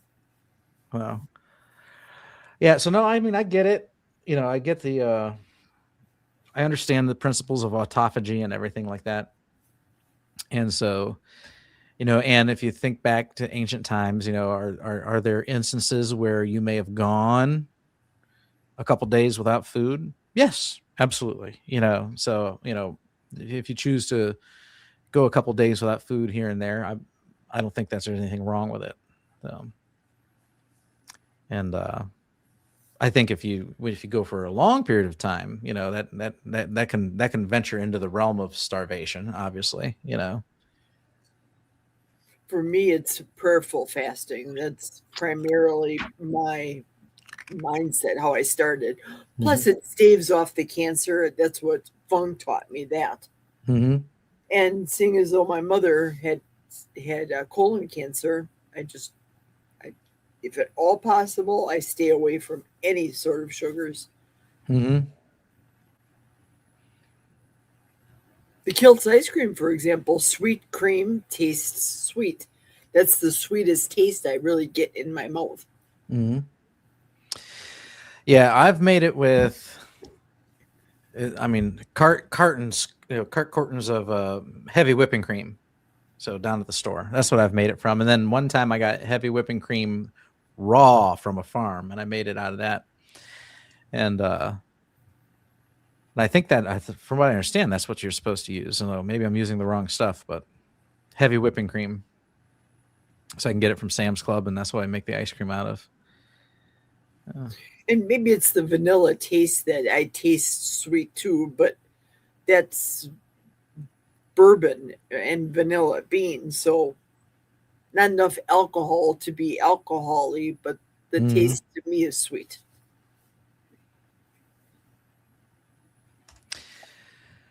Uncle Charlie, I get my blood work done every 3 months. Sodium, magnesium, A1C, all blood work is great. Only thing doctor says is high is cholesterol. Yeah, me too. Got high cholesterol. And then, I have, because of my kidney disease, I have elevated magnesium, and I have high potassium. I'm hyperkalemic, and my phosphorus is kind of high too.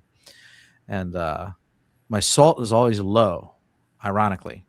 So that's why I have no issue with salting the taste.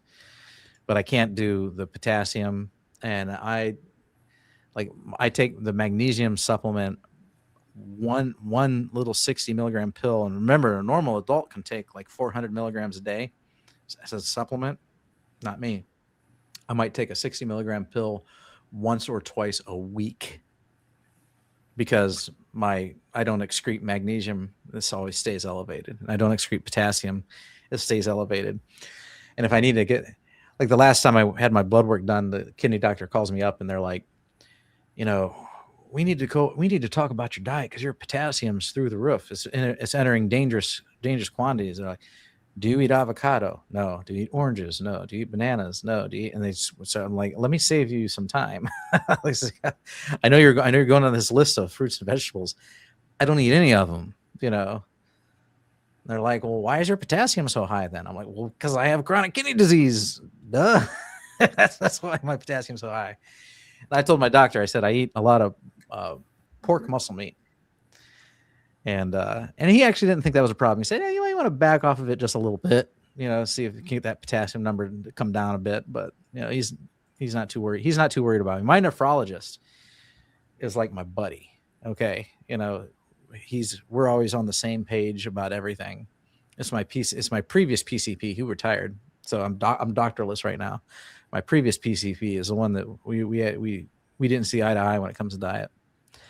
Wicavore, I do water fasts. My longest is 74 hours. I'm currently at 27 hours into my current fast. All right. Awesome. Keep it up. Coach Mullins has done a water fast up to 5 days. Awesome. Very good. I do admire the willpower when I hear these long fasts. I tried a drive fast as I walked into my 40-day fast. I drive fasted, taking a shower, brushing my teeth with water. So that washing my hands with water, that was the only water I did, but I felt very good. One day only. I didn't want to go too much jumping into the 40-day fast, but I thought I could do it for a day and see how I feel. Yeah. Very good. Charlie says you need to eat because when you eat, you build muscle only when you eat the meat. Yes, right. Yeah. So if you're hitting the gym and trying to put on bulk, fasting is going to be counterintuitive to your efforts. So how about creatine, Bob? Do you do creatine? I do not. Could I? Probably. I don't think it's. I was just thinking, my creatine. When it will also raise my creatinine. Now, creatinine is a waste product. So if I take creatine, my kidney numbers already look bad because of my carnivore diet. They're flawed. So when I started carnivore, my kidney numbers on paper dropped dramatically. And that's another reason why my PCP flipped out. And because they calculate your EGFR using creatinine. So by eating more meat, I was breaking down more protein, creating more creatinine, which is a waste. And my creatinine levels go up. Therefore, my EGFR goes down. But there are other tests that you can run that prove that I'm actually not doing any damage to my kidneys. There's another way to calculate an EGFR, and it's still where it used to be. And my kidney doctor is aware of that.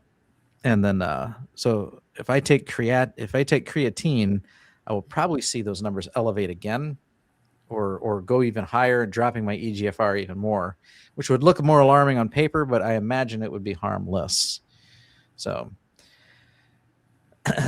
mainstream medicine says that protein, particularly animal protein, is bad for your kidneys, especially if you have late stage renal disease. So my diet of choice actually flies in the face of the advice from mainstream medicine. But I've also read other studies that have determined that this is not the case, and I don't believe it's the case. And then, of course, there's several people I know who have actually reversed their kidney disease using a carnivore diet. So I'm not really too concerned about it. And I've 3 years now using myself as a guinea pig, and carnivore has not affected my kidney function at all.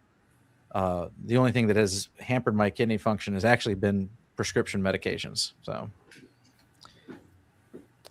and that's actually what put me in this position to begin with, is decades of prescription medications that were harming my kidneys, but no one bothered to monitor that.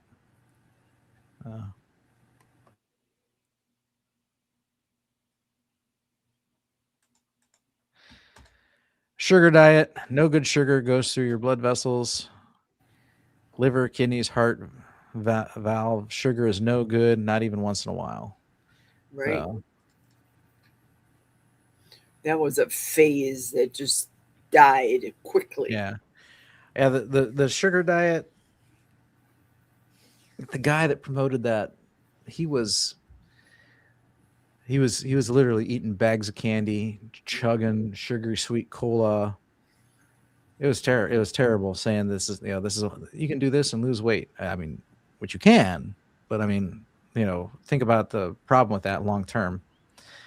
So other people were like, there was someone who was previously in the keto carnivore community. Now they're not, because they decided to sugar diet, but they were doing it with fruits, and they found success. And now their channel talks all about, the sugar diet, but eating fruits. So they've completely flipped, no longer part of the community.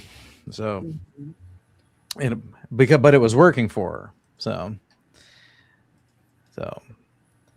I'm still, my school of thought still fits in with the Dr. Berry, up to 100 carbs a day, depending on your personal physiology. That spectrum, proper human diet spectrum. It could be from 0 carb carnivore up to 100 calories a day, or carbohydrates a day, from some single ingredient, all natural source, so, humans are a low carbohydrate mammal, as he says. And I agree with that. Let's see here.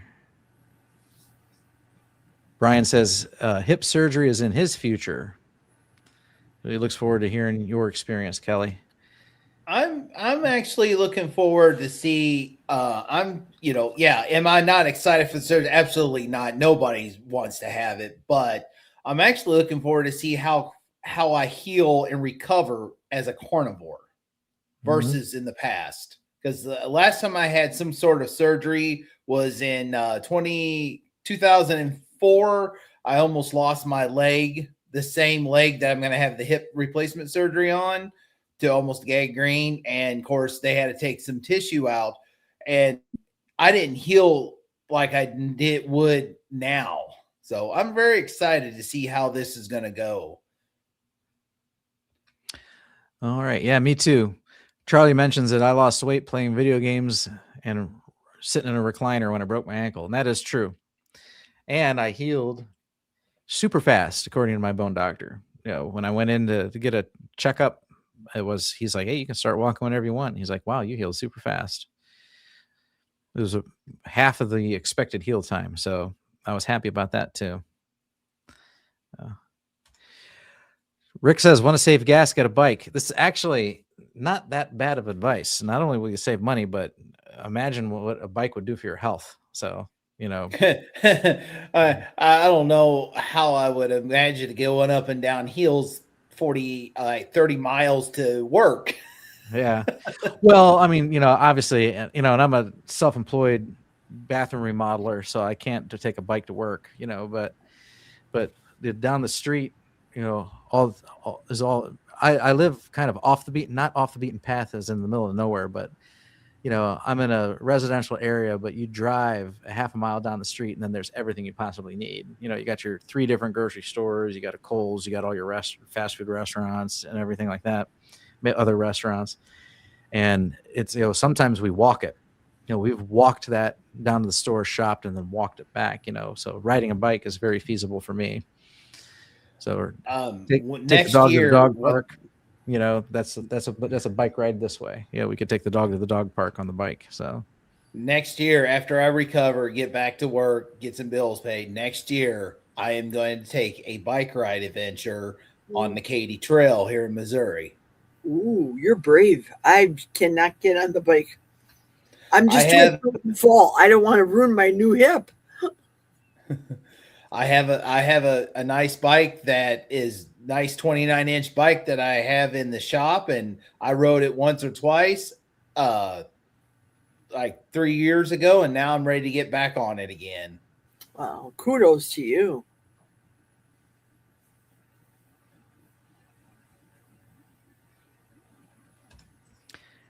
I don't eat chicken, not fat enough for me, too lean, plus they wash the chicken in bleach unless you kill it yourself. I've heard someone else say that too. I don't know.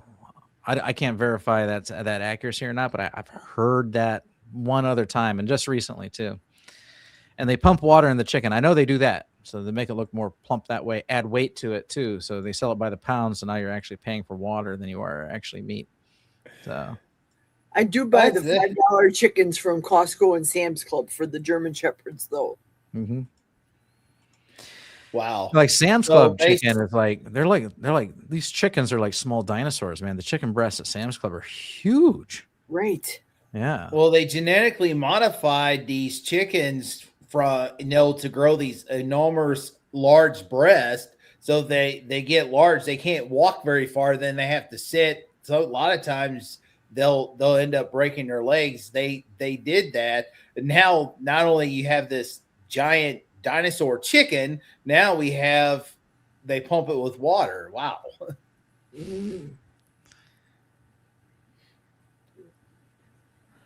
Wickivore's taking off. You have a good day. Thanks for joining us. We appreciate having you here.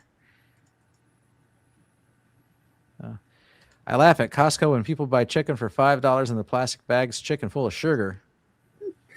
What do you mean chicken full of sugar? All the seasonings on the top of the chicken. Oh, like the rotisserie chickens? The rotisseries, yep. Oh, okay. All right. Yeah, we get a rotisserie chicken once in a while. I love to hammer rotisserie chicken here and there. Not all the time, but if we're doing our shopping and I'm like, it's late and I get home and I don't feel like cooking, I'll eat a $5 rotisserie chicken easily. So I don't mind the seasonings on it. Let's see here.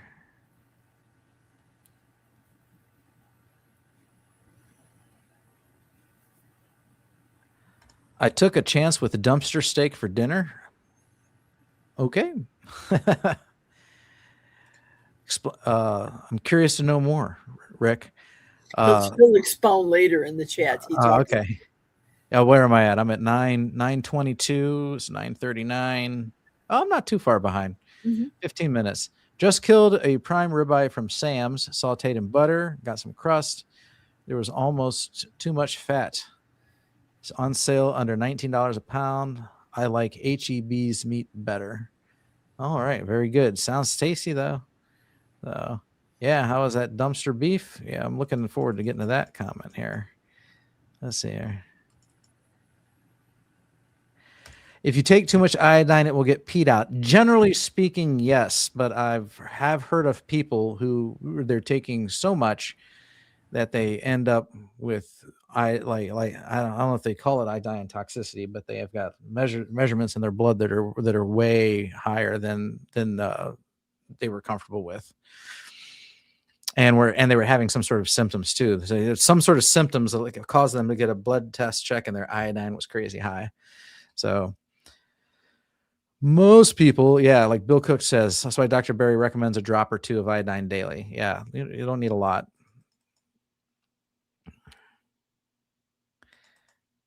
Dumpster steak was a bit edible.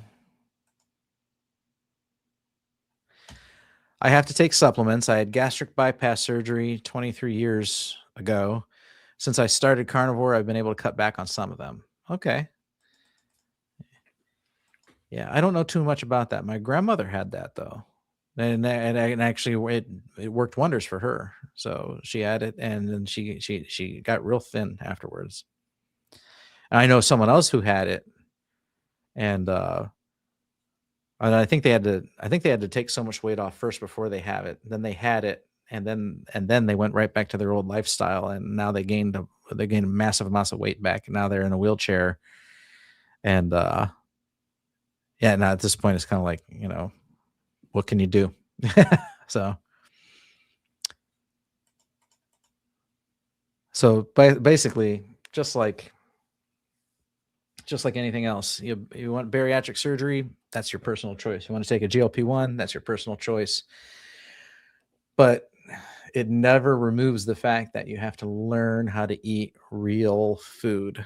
You have to learn how to make changes to your diet. You can't take these things and continue in the same old course of junk food eating that you've been doing all your life that put you in that position to begin with. So I don't mind bariatric surgery as a tool. I don't mind GLP-1s as a tool, but they can't be dependencies, because they'll fail just like your many diets have failed. So you got to learn how to, control, not what you eat primarily, maybe in some situations how much you eat, but what goes in your mouth is number one.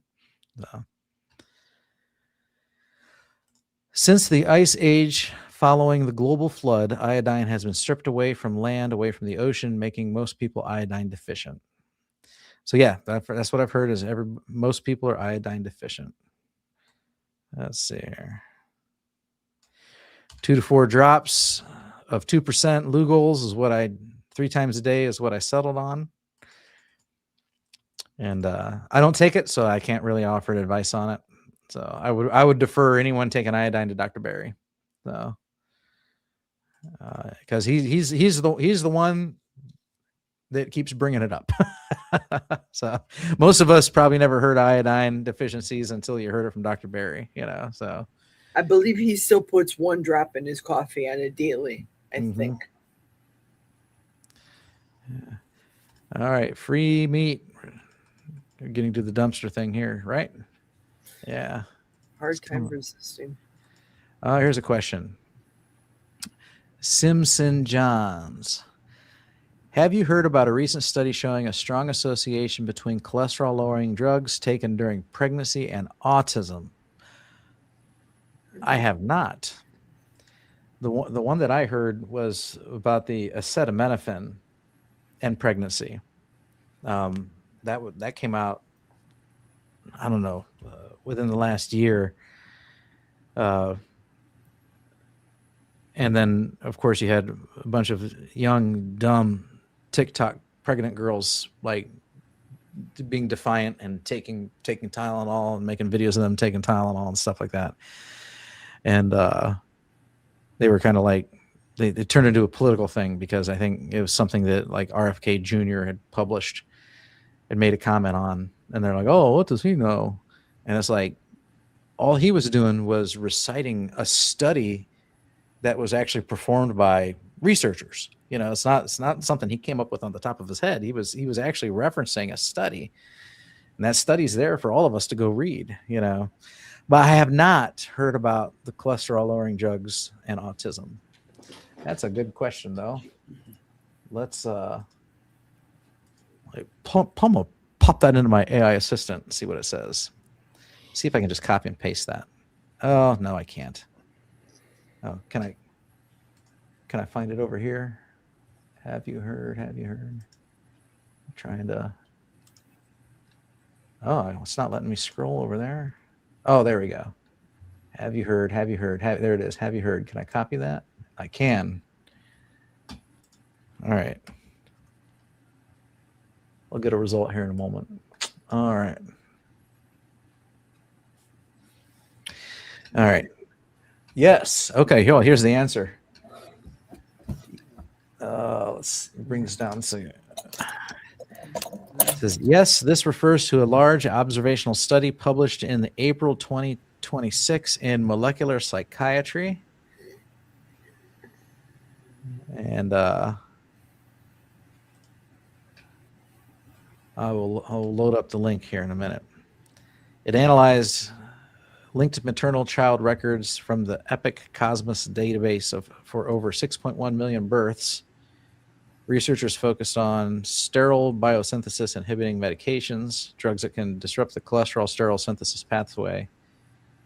So, key findings was associated with a 1.47-fold higher risk of autism spectrum disorder. There was a dose-dependent pattern, and it goes on and on and on. So yeah, it's plausible. So it's not proven, but it's very plausible. Here is the. I'm going to post this in the chat. Here's one of the references here, and that is the study. Actually, that is the study. Accept cookies. Let's see if there's a quick synopsis at the end or not. Results.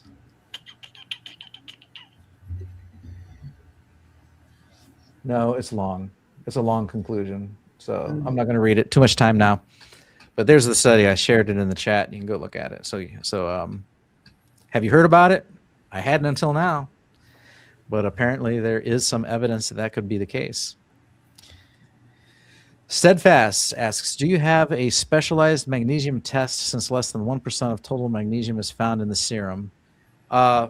So I just get a serum magnesium test. I know I've heard what you've said though.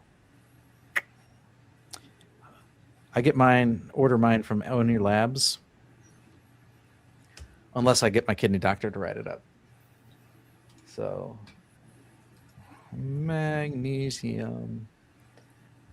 There's a magnesium RBC, a blood test that measures magnesium levels in red blood cells. And then there's serum magnesium levels in a blood test that measures magnesium levels to evaluate muscle and nerve function, heart rhythm, and overall mineral balance. I just get the magnesium serum one. So, yeah. And I think that's fine. Honestly, I think you'd have to be severely magnesium deficient for it to be pulling it out of your bones, So I think you've got it. If you're well within ranges in your serum, you're probably okay, especially if you're taking a supplement. So mine's always high, so I can't take it because mine's always high.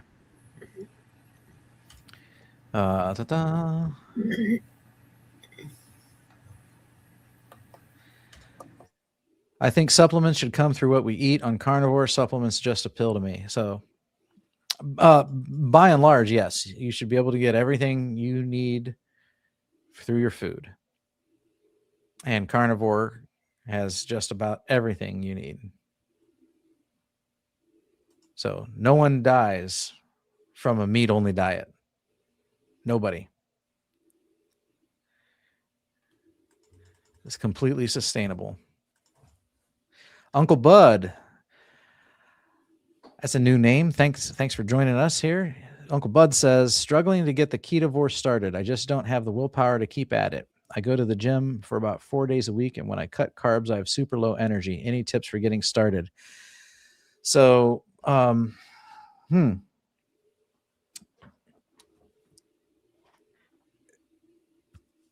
it is going to take willpower, and you're going to have to muscle through this period of having super low energy, because what's happening here is you're still not fat adapted. Okay. So, you go to the gym, you work out, you burn all your glycogen stores, your carbohydrate stores, and whatnot, and then you're super low energy and you feel like refueling on carbohydrates because this is what your body's used to doing. If you go ketovore or carnivore and you sustain that for some time, over time, and it can take, between like 2 and 8 weeks or more, you become fat adapted. Okay, so fat becomes your energy source. So then you have a sustained energy, and then the key there is make sure you're getting enough fat. So, when carbohydrates are not your energy source, fat will be your energy source. And when you're fat adapted, that's when your body actually prefers fat over carbohydrates. So right now you've probably been living, in a carbohydrate-based diet. That's what your body prefers because that's what it's adapted to doing. So when you switch that, you become fat adapted. Then when you go to the gym, you got to make sure that you've eaten enough fat for the day, and that'll give you the energy to get through your workout. You can try. There's nothing wrong with ketovore. I think that's just fine. You can try and gradually reduce the amount of plants and carbohydrates and increase the amount of meat and protein. But I do think that might be difficult hitting the gym 4 days a week, because you're still going to feel that. So you're just going to have to put up with that for a period of time. When you leave the gym and you're like, and you probably won't have performed as well as you did initially, and you might come back and you're feeling completely fatigued, and you might be feeling famished because you just worked out, and you want to eat. Go ahead and eat, but eat, carnivore foods. Eat high fat red meat, and fill up that way. Try and resist the urge to pig out on the carbohydrates after a good workout. So it can be done. And again, like there's stellar examples. Charlie here in the chat, he works out. He's pure carnivore. I'm mostly carnivore, mostly pure-ish, carnivore-ish, 99% most of the days of the week. And I go to the gym and I can do just fine. But you got stellar examples online like Sean Baker and Anthony Chafee. They work out. Baker in particular, films himself, doing all kinds of exercises, and he's a very strict carnivore. He's not even a high fat carnivore. He's just like eat meat. He doesn't even, he could be 60% fat, 70, 80%. He doesn't even care. He doesn't even log it. So he just eats meat and eats a lot of it too. He's like 3 pounds a day or something like that. So, that would be the other thing too, is a super low energy. Maybe it would help just to eat more. So eat more and eat more fat.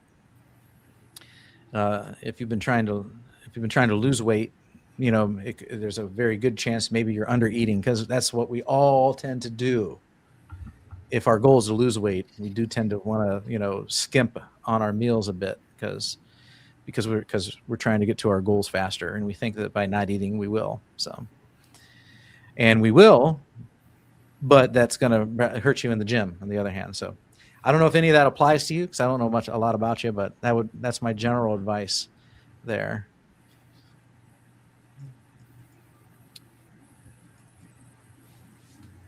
Cold snake diet guy. Yeah. Guy that just yells at his audience. Cole Robinson. Yeah. Yep. Our surprise guest tonight should go over to his channel and do this thing there. Yeah. Oof. Let's see here. If the carnivore diet is so bad, how am I even alive? And if anybody doesn't know, Rick, this is the reason this is a good quality question, is because he's been carnivore for 43 years, I believe. 43 years. Did Rick outdo Maggie the rancher? I don't know. I don't know. She's like 85, right? Yeah. Yes. She's been carnivore 65 plus years. Yeah, I think she's carnivore for 65 years. Yeah. I think Maggie Rick- holds the record.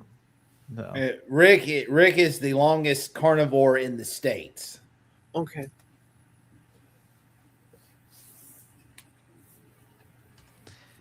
Then Brian asks, how long was your fast? It was 40 days, right? Right. 40 days, always during the holidays, always ending on my mom's birthday, January 11th.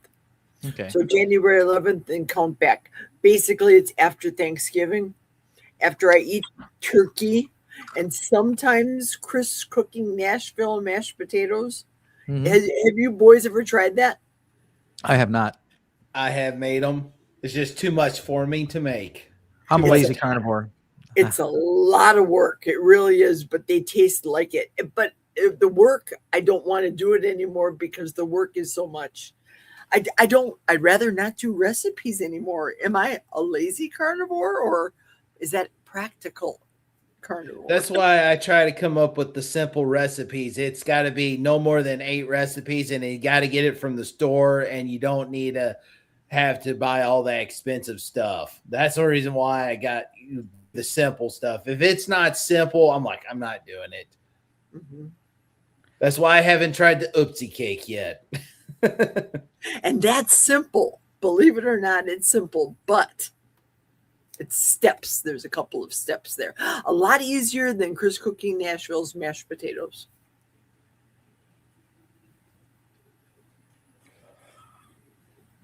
Who said? I'm missing some conversation here.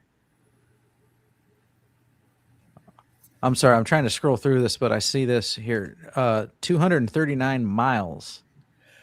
I think he's talking about the Katy Trail. He's probably asking me, "Are you planning on doing the 239?" No, I'll go to the trail just close to where I'm at. Either go along the Missouri River or go towards Boonville, Missouri. I'm not going to do the 239. That's too much.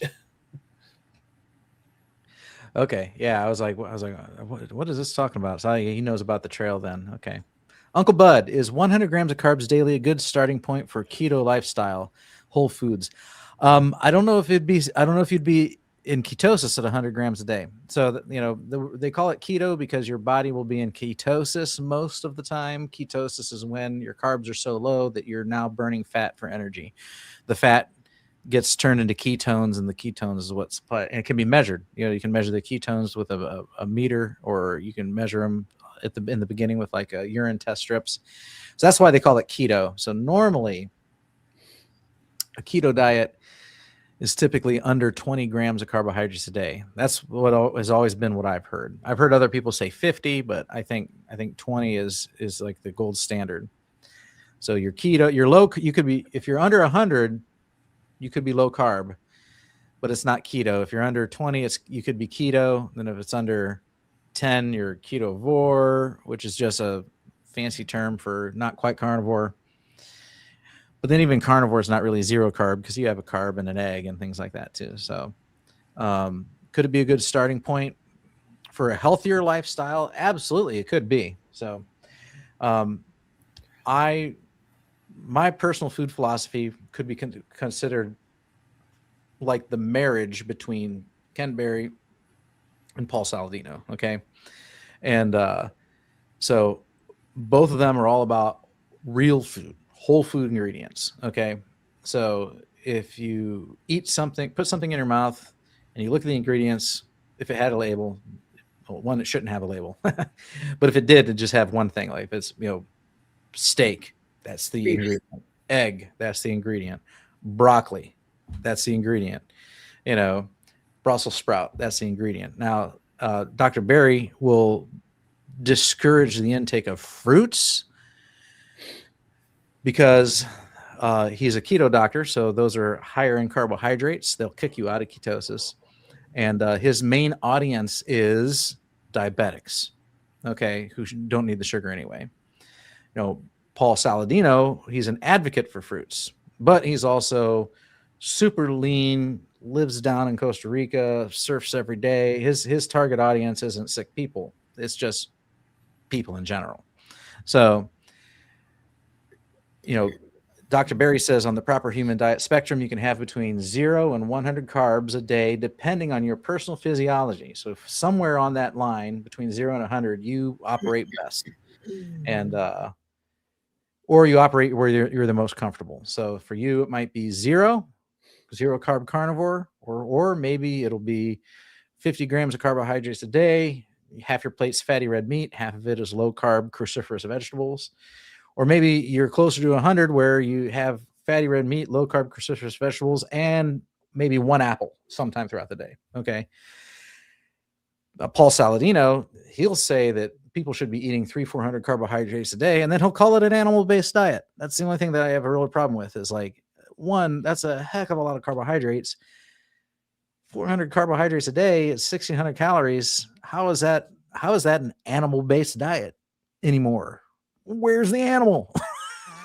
you know, it seems like you're eating more fruit than you are animals. So, but he calls it that because he doesn't want to call it carnivore, and he calls it that because it's not plant-based, which is what he was previously. So he's trying to put distance between his previous vegan lifestyle that he had. So I just think eat real food. Start with the 4 outside walls of the grocery store, and stay away from anything in the middle.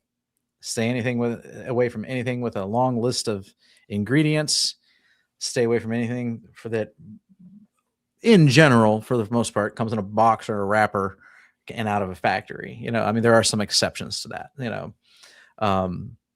but yeah, just try and eat as real whole food, close to nature, whatever God or nature has provided for you. If you can pluck it off a vine, if you can pluck it off a branch, pull it out of the ground, or hunt it down and roast it over a fire, it's probably fair game. You'll be healthier.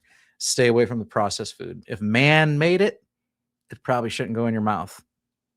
That's my general food philosophy. So could you start at 100 grams of carbs eating whole foods? Yes, I think so. I would still avoid refined sugar and grain, but if you want to eat meat, dairy, fruits, and vegetables, I think that's perfectly fine starting point. And then from there, try and slowly transition further down the spectrum closer to 0 carbs as you can. Slowly decrease your starches and your fruits and your vegetables, and start increasing your fatty red meats or your fatty fish. Doesn't have to be red meat, and then make that switch. So yeah, is it a good starting point? Yes, it's a good starting point. Is it keto? Probably won't be. So hope that made sense.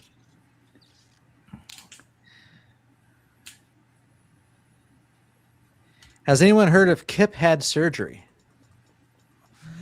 I haven't seen a Kip video in a while. He hasn't been, when I saw him, he was not making videos regularly anymore. I think the last video I saw, can y'all hear me? My mic got accidentally unplugged. Yeah, I can hear you. Great. Good. The last time I saw, I didn't watch it, but as I saw one of his thumbnails pop up on my my YouTube page, that he hit something about he lost some loved ones. Yeah, I'm looking at losing 2 loved ones 2 days ago. Yeah, so I don't know what that is about that. Yeah, that is his last video, losing 2 loved ones. He might have had some deaths in the family. Yeah. Yeah, I haven't seen. I can't tell by his thumbnails or his titles if he had surgery or not. So I don't know.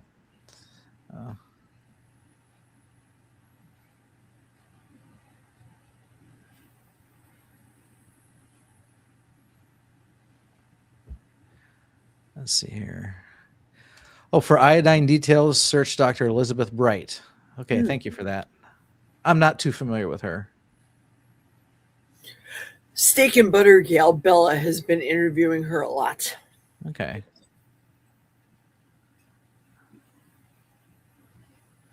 Dr. David Brownstein and Dr. Elizabeth Bright are iodine focused. Okay, thank you for that.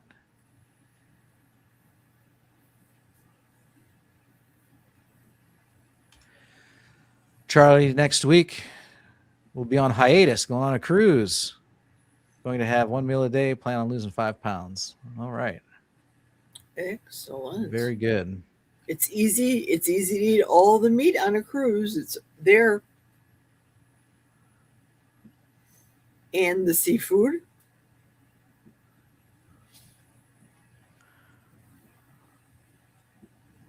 Oh, here's a good comment. Carrie Jean, actually, Bob, when I don't eat enough, I stall on my weight loss. Yes, under eating will cause that too. Mm-hmm. I have to force myself to eat more, and then I see weight loss.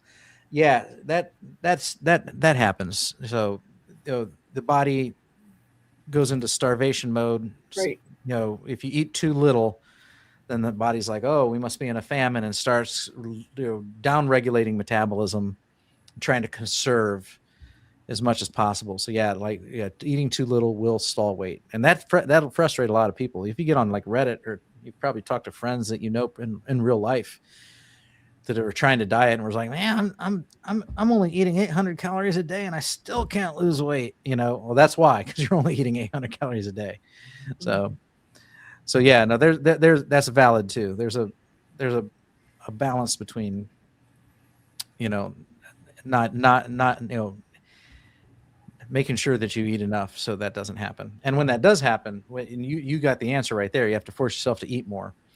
I've also heard it put this way one time, is that if, let's say you brought your calories, if you're doing the calorie thing, which most of us don't, but if you brought your calories down to say like 1,500 calories a day, 1,200 calories a day, and then all of a sudden you stall, then your body's down-regulated the metabolism to this. This is all the energy we're expecting to come in every day. So we're going to regulate with this anticipation of what's coming in.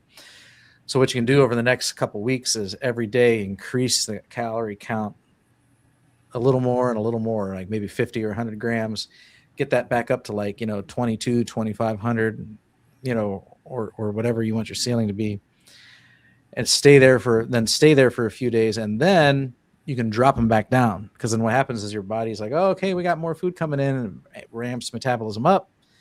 Then when you drop them down again, you can start losing weight again. If you're solely focused on a calorie approach, that's one way to look at it. But calories is a little fickle. We discourage calorie counting for various reasons, but it's not that it's not a method that doesn't work. It's just not accurate. So it does kind of give you a generic gauge of how much you're eating, but and I'm not talking to you, Carrie Jean. I'm just talking out to the general audience who might be listening to this. All right. Maggie's been carnivore over 60 years. Rick and Maggie need to arm wrestle.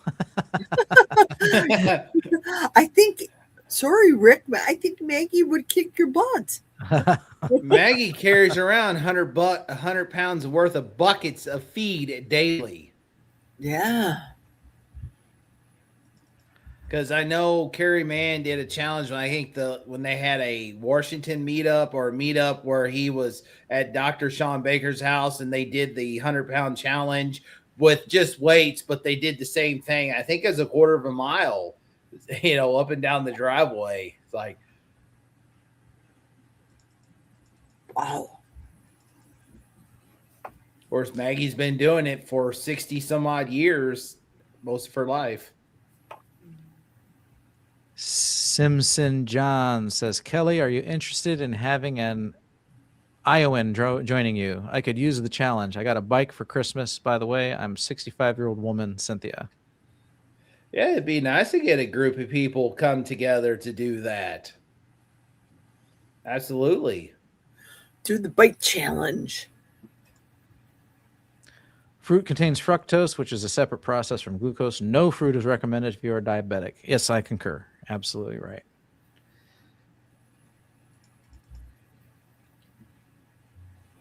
Let's see here. There's someone else training to do the Appalachian Trail. I believe it's John.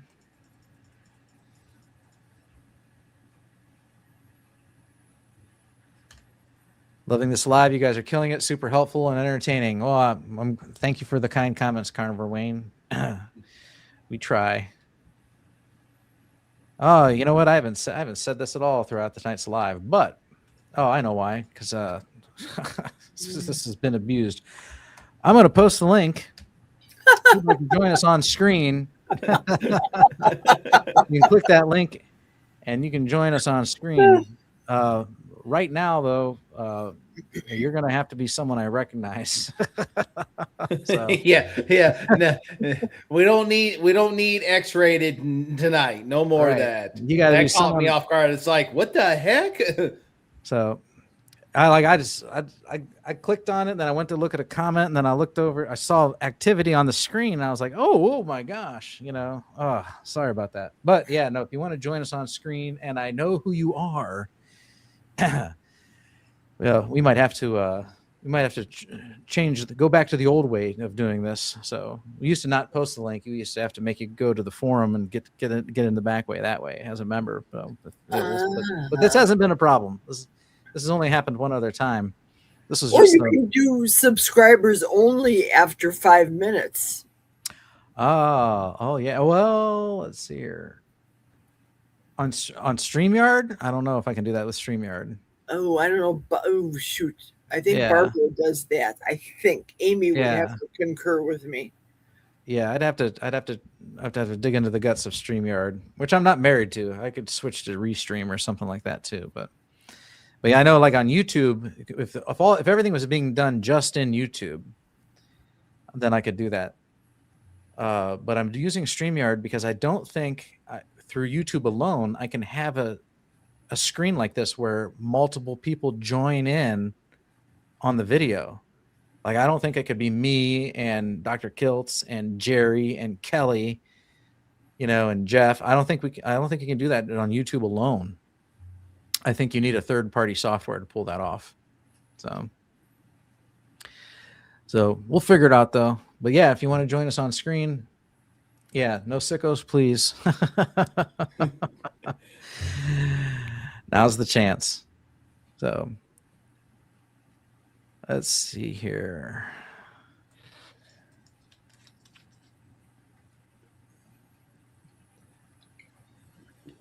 My goal is to do the Manitou incline. It's 2,700 steps.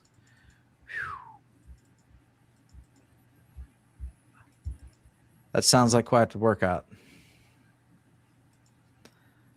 All right. I think I'm right at the end of the comments here.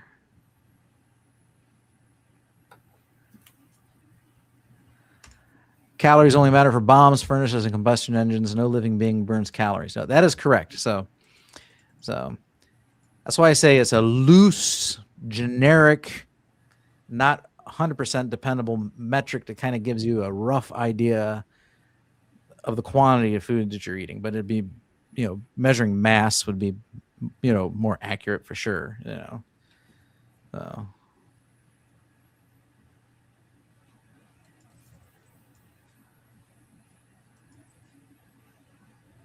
All right, that's it.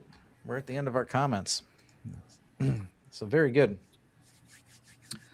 All right, well, now we can talk about anything.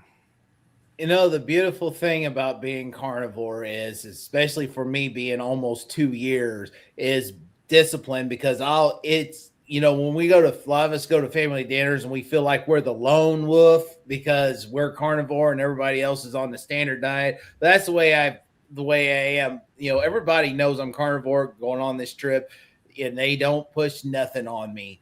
But I always want to be prepared, because I know I did one of my very first videos is when I did early days on when I did my channel, and I prepared what I was going to take with me. Someone said, well, certainly you can get meat in Mexico. You don't understand. We're not going to sightsee. We're here to build a house. We're going here and we're stay here. They feed us in Acuna. They like to feed us a lot of carbs. Now in Juarez at the Shock, the cooks, now there is options where they have eggs for breakfast.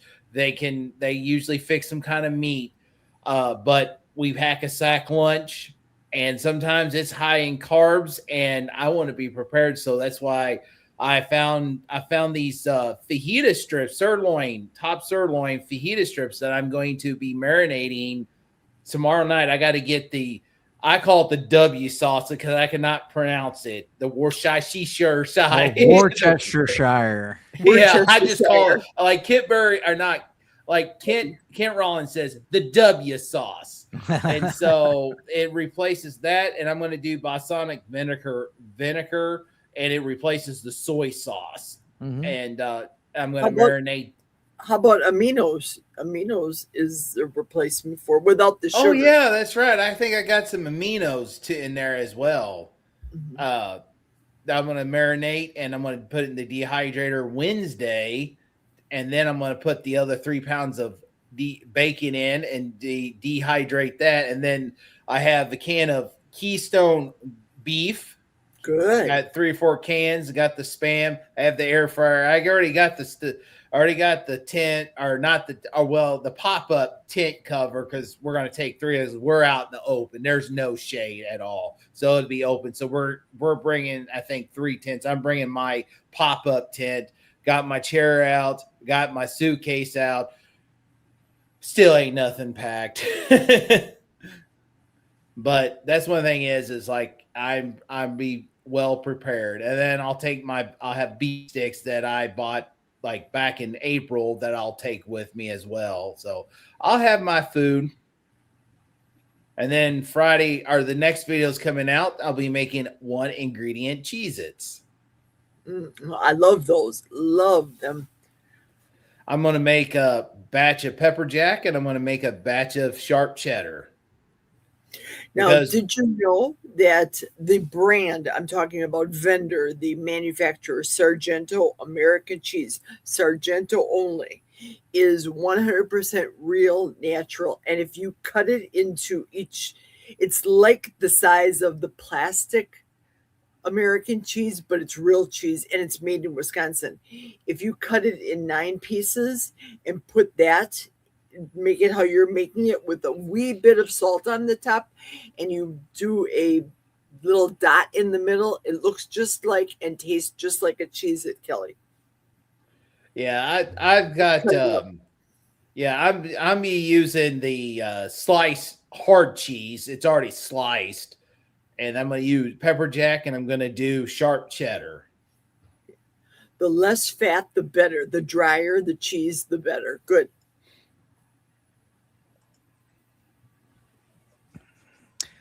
Let's see here. Uncle Bud. I thought this was Uncle Charlie at first, and I realized who it was. Uncle Bud says, "Thank you. You've been most helpful. I think I'm going to white knuckle through it. I want it to be straight carnivore." Okay. Good. Yeah. Good. Yeah. That's a common question, a frequently asked question. I had a bunch of those, waiting on the sidelines in case I didn't have any good questions tonight.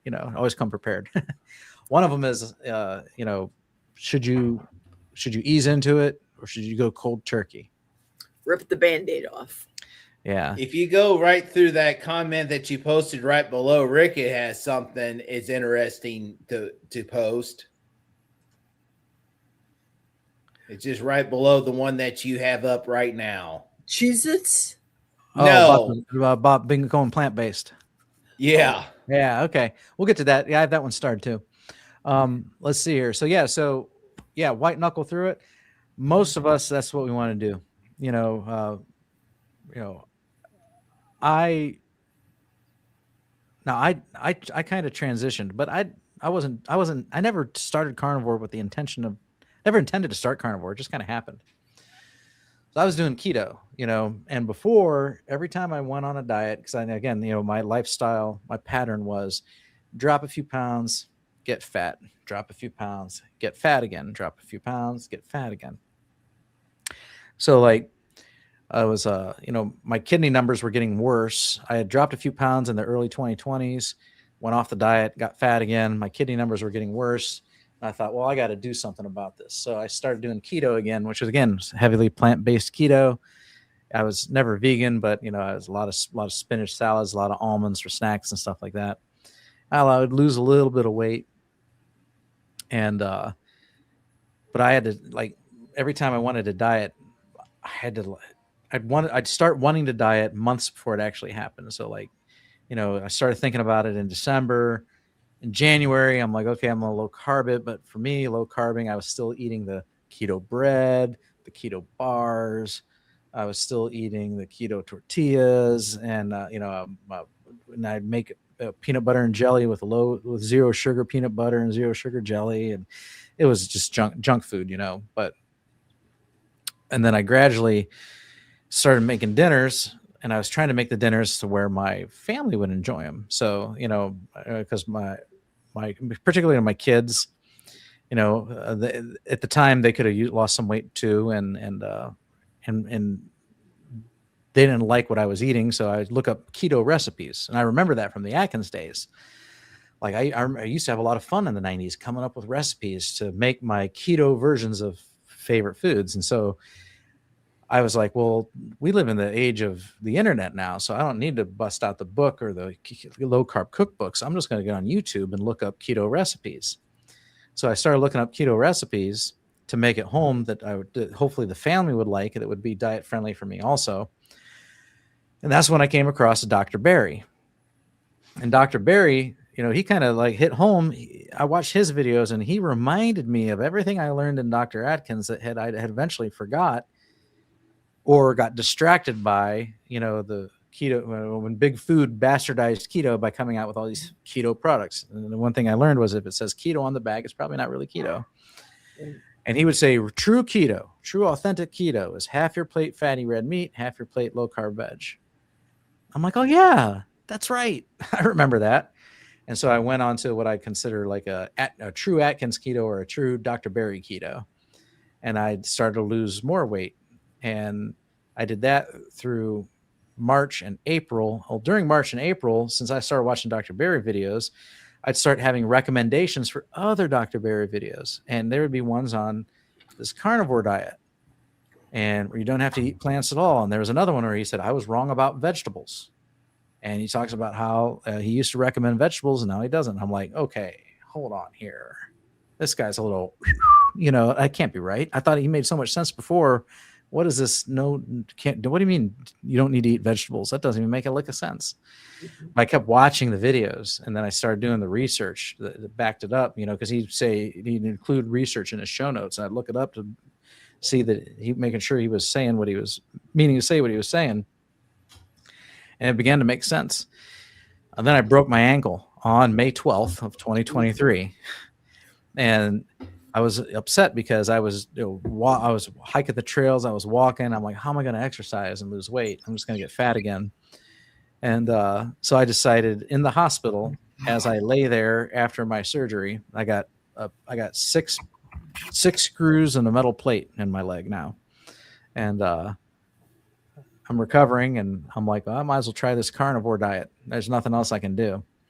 And on my first carnivore meal was right there in the hospital. So they brought me a menu, and I ordered just carnivore stuff, and went home, and I couldn't work for the next 6 weeks. And like I said, I'd sat in my recliner and played PlayStation, watched Netflix, and occasionally scooted around at a scooter, that I had to rest my leg on, let the dog out or something.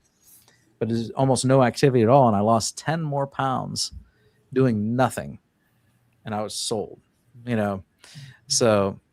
So I transitioned slowly. I kind of went from low carb to keto to ketovore and then to carnivore. And then I still had symptoms of going meat only. It's not like I was completely free of it. So that's all you got to be prepared for, is when you go cold turkey, you're going to have the feeling sapped of energy issues. You can combat that by eating more and eating more fat the best you can, get some rest. You might have the quote unquote keto flu, and that's just, while you're becoming fat adapted, it's going to be unpredictable whether you have either no stool for days or a completely liquid stool all of a sudden, until your gut works itself out. A lot of that keto flu feeling is electrolyte shifts, because without carbohydrates, in the word, you lose a lot of water weight. Mm-hmm. And as the water exits your body, it takes electrolytes with it. And you need to replenish those, at least in the beginning, and then down the road, after maybe like 6 months or a year on carnivore, you can probably stop taking electrolytes. But in the beginning, they're very useful, and so you just have to like you said, white knuckle your way through it. You get past the first 30 days, it'll be much easier. But I think everyone should aim for 90. Aim for 90 days. At the end of 90 days, you should start noticing improvements or changes, or benefits. It might take 90 days to notice them. If you only do it for 30 days, maybe you won't. So I'd say go for 90 days, and you can do it. So, you got there, where there's a will, there's a way. And it sounds like you got the will and the way. And so, we're here to help you in any way we can. And like Dr. Kiltz, when he was on earlier, one of the key things you can do is probably continue to feed your mind content from other carnivores in the community. So I recommend watching Dr. Baker, Dr. Kiltz, Dr. Chafee, Dr. Barry, and others, and even us smaller YouTubers who are just sharing our story. Some of us have gotten so excited about it that we became coaches and got a certification. And whoever motivates you, and resonates with you, continue to watch that content, because that'll keep you on the path to success. So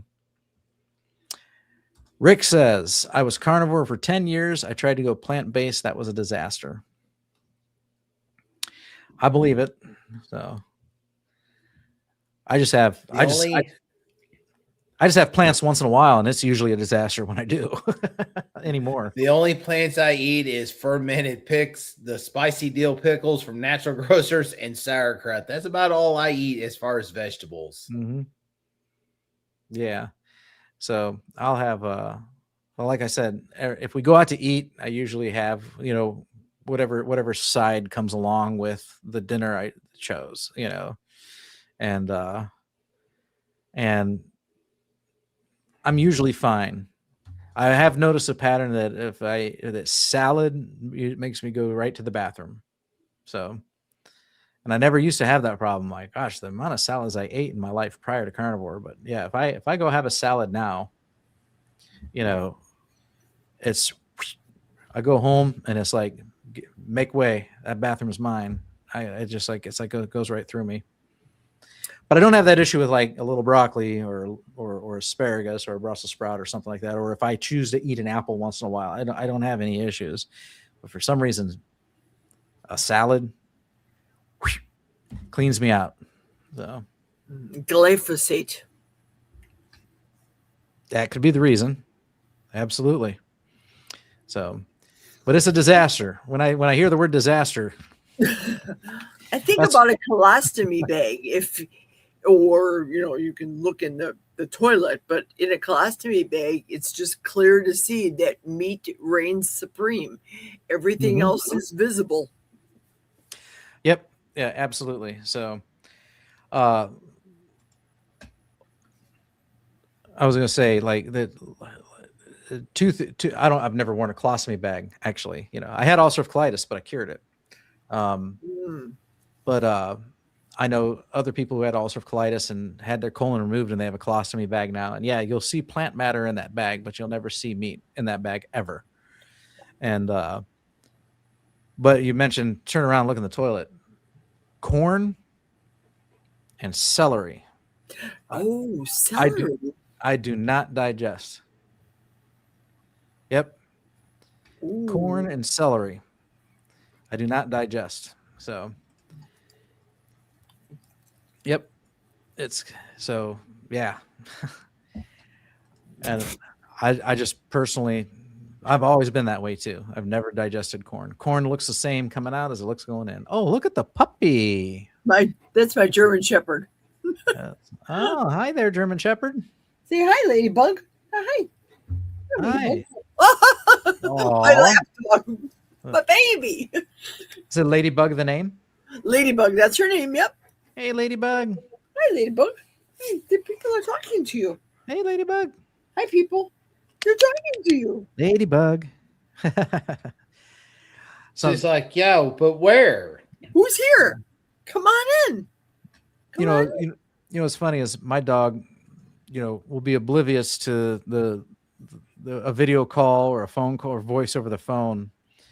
But my dog likes to watch TV. And if there's a bird or a squirrel on television, she flips out. Like, she doesn't understand that that's not real, but then like she doesn't recognize us as being real when we're on the monitors. It's very weird. She's out of here. Did some research on cream cheese. Only a few are true and unadulterated. Bought a tub of Nancy's and oh my gosh. I don't care for cream cheese. My wife does though. She loves it. It's like okay, but I don't eat it willingly. I don't go out of my way for cream cheese. In a recipe, if I'd have to make a cream sauce with a reduction from beef broth, maybe, but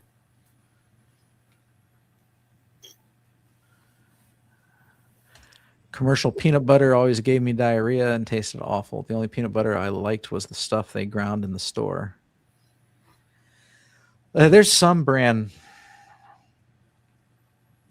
I mean, like if I chose to eat peanut butter today, I mean, I love peanut butter or anything. I used to eat Reese's Cups, used to make peanut butter and jelly sandwiches. I make peanut butter milkshakes, to get down at the restaurant and get double peanut butter milkshake. I used to love it. I haven't had it in years, of course. But when I bought it, I'd try and get the all natural kind where the oil would separate at the top and you have to stir it up yourself. I can't remember the name of it. someone was talking in the chat about, I think it was Rick, the grocery store that has salt, peanuts, and ground right there in the store, and that's the only kind that he likes. Yeah. He did mention that. I wonder if Bob would gain weight on Rick's heart attack diet. Is it a heart attack diet or just a couple of heart attack recipes? Heart attack chicken, heart attack burger, Pacemaker pizza. I'm willing to try it all. So I made the first mock-up. I'm trying it myself, and that's in the freezer. So I'm gonna make that in a couple days for my lunch and put it in some fat. I put it in the freezer so that I can cook it in the fat. It's a chicken crust, and I made it stuffed crust, which I know is not Rick's recipe, but we'll see. Yeah, I would definitely try it. So now if I overeat, and if I overeat on fat, I will wake up heavier the next day. So I can put on weight on carnivore too. It's possible. Oh, yeah. Are we still live? Yes, we are, Tom. You can still join in. Although we technically schedule ourselves till 10:30. We'll keep going for a bit. Thomas was saying his apartment is 90 degrees. He's sweating. Well, it was 80 in here. I turned the air on though for the first time. I had my air on for a while.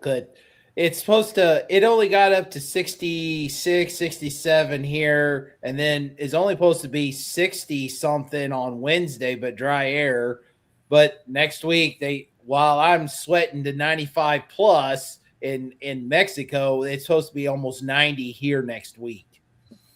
Ooh. Summer's here. I'll take it. I hate winter so I'm much. not going to complain. I'm ready for 95 sunshine. I'm ready to open my pool. So and that's just a cheap, like $400 above ground pool too. But I never take it down in the winter. I just cover it. So I'm ready though. Ready for some summer. Uncle Bud says, I've maintained a weight of 220 pounds. It never bothered me, the weight. I just got a lot of brain fog and my liver isn't 100% working right. Although I was taking daily meds for mental health, never again. All right. Okay. So if you've stopped taking the meds, hopefully you're all doing all right. That's That's not something we recommend doing cold turkey, by the way. We recommend weaning those off and working with your doctor. But yeah, no, a lot of people, they swear that their brain fog improves, with carnivore, and mine did. And when I say brain fog, I just mean like general confusion where you just like stall out. Like I remember like, being at work or even here being at home, and it's like, oh, I got to get this. And I get up and I walk into the next room and I'm like, what am I doing in here? Oh yeah. Why am I in here? What was I doing? What was I looking for? That stuff used to happen all the time. And it kind of gave me the spooks a bit, but I really don't run into that anymore. So that's gone. So, and then when I think of brain fog, also, I think of my depression. Like I used to easily get myself into negative thinking and mentally depress myself into a very low state, and just getting in my own head. Mm-hmm. And that doesn't happen anymore either. So those have been definitely some of my carnivore benefits. So, Thomas, you missed the excitement earlier. Yeah, we were interviewing a roommate. It didn't work quite well. Yeah, he doesn't qualify. All I say, he was just a little dirty. Yeah.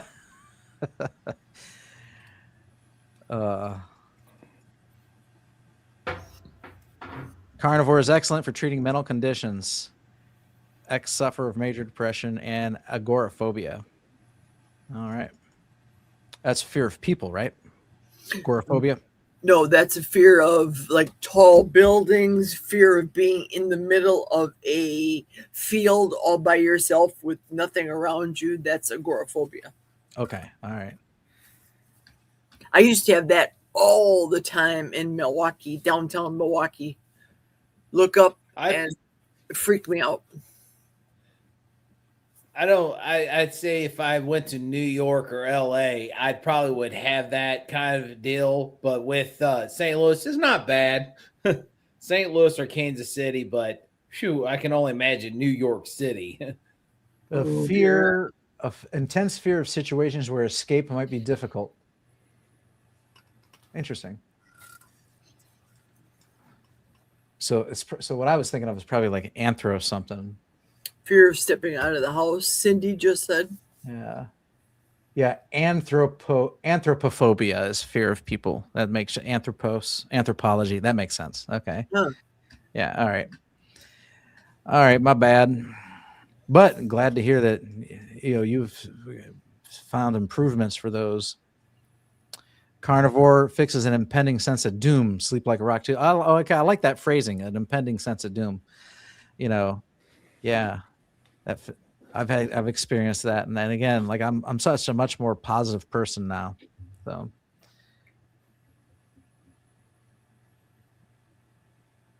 let's see here. So the chat livened up again. Let's see here.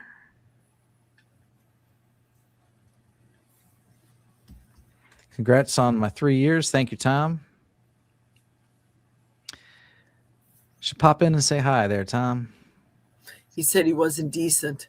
Oh, okay. All right. Well, neither was our previous guest. That's what I wrote to him back. All right. We had an inappropriate person that we don't know pop in here. I gotta edit the video instead of going to bed, I gotta edit the video. So yeah. Frustrating. Yeah. Carnivore Wayne, I'm 2 years mostly carnivore, lost 120 pounds, changed my life. Dr. Barry was the one that hooked me. Yep. Me too. And congratulations, by the way. So 120 pounds, that's double the weight I've lost. So yay. Very good. All right. And Simpson Johns is 3 years carnivore. Awesome. That's Cindy. We call her Cindy. Okay. Cindy. All right. Cindy. And then good to know because I see John's in there and I automatically think of a male. So Jeff, who couldn't be here tonight, he's 3 years as of May 9th. So when he comes back on next week, we'll have to give him some congratulations. And he's been strict. He's the strictest one of the bunch usually. And when we started this live stream a year ago, that was our first episode was the two of us celebrating our 2-year Carniversary. Let's see here. I'm talking about wrestling.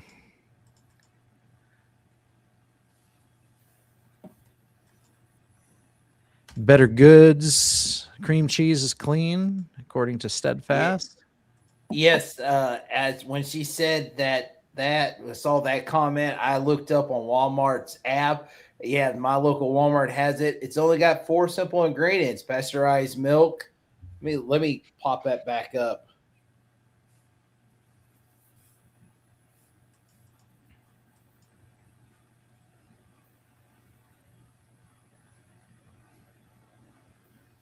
Brian just said that I'm down 215 pounds. 175 pounds would put Brian at 309 pounds down. Wow. Wow. Very good.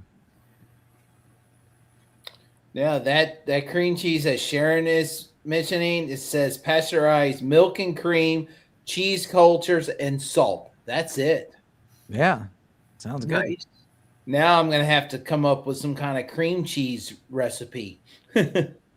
Oh, so my wife made like cream cheese chips and something else on it. She's made cream cheese things. I think she spread out cream cheese on a baking tray and baked them in the oven, turned them into chips.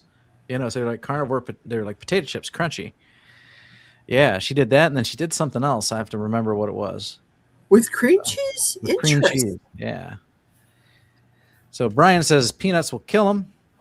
Are you allergic or just are they just that addictive that you'll undo all your fine progress? And Uncle Bud says the meds was years ago. Things are good now. All right. Cold turkey is not as good as heart attack turkey.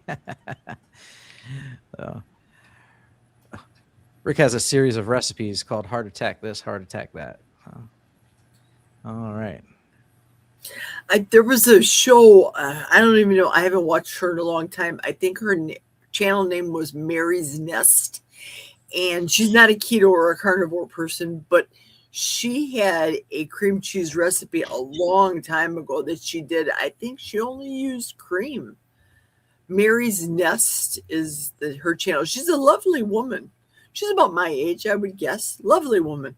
She does everything from scratch as though she would be a prepper. Mm-hmm. Very cool.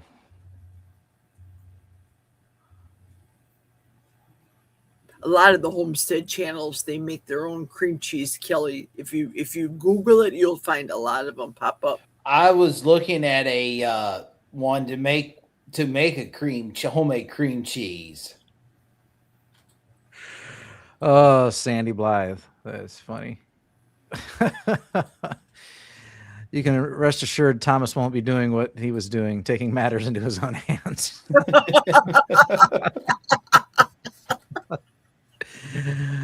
All right. So the people that watch this after I edit it out are going to be so clueless. All right. Yes. Then that's good results there. 215 down and counting. Keep up the good work. Yeah. Cranky Carnivores got to go. Have a good night. Thanks for joining us. My highest before the surgery, I was over 700 pounds. All right. Wow. Definitely. Fantastic. Yeah. Right. And so we're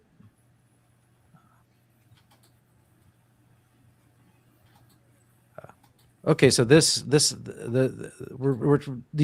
309.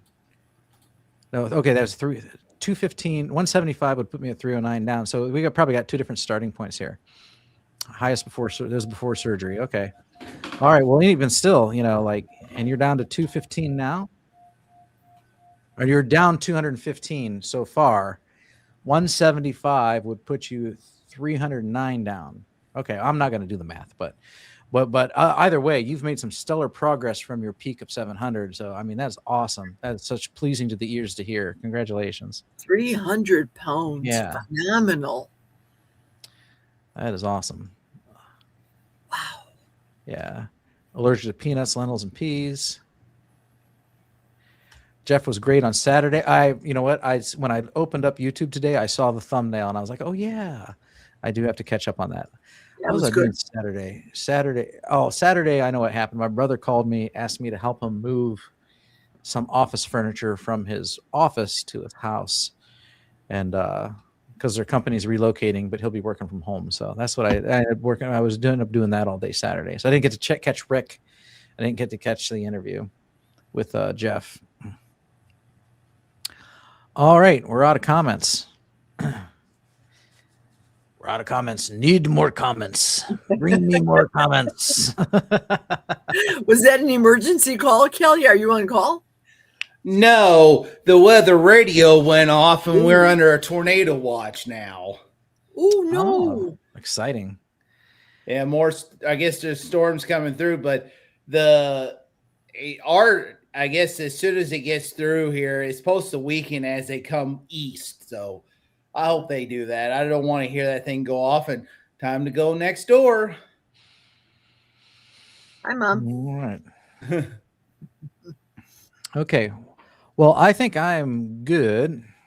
Let's see here. Sorry, not 393. 300 big thumbs.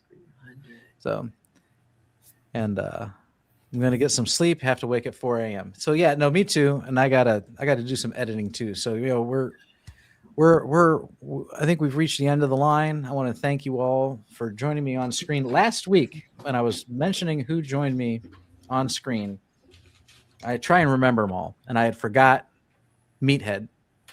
So last week, Meathead joined us on screen, and I forgot to mention him. So I do hate that. Now today, we've had Dr. Kiltz, Jerry, and Kelly,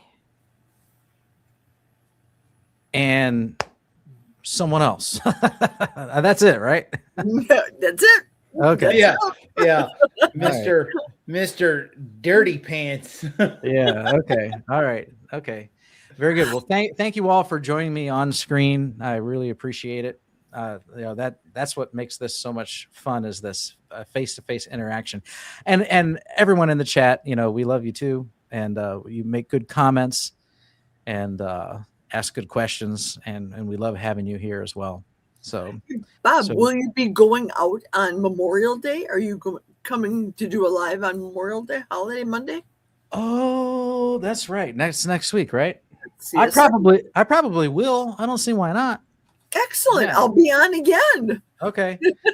All right. Yeah. No, I'll be here next Monday. I'm gonna take the day off work, and I'm gonna that's probably the day I open my pool. It typically is.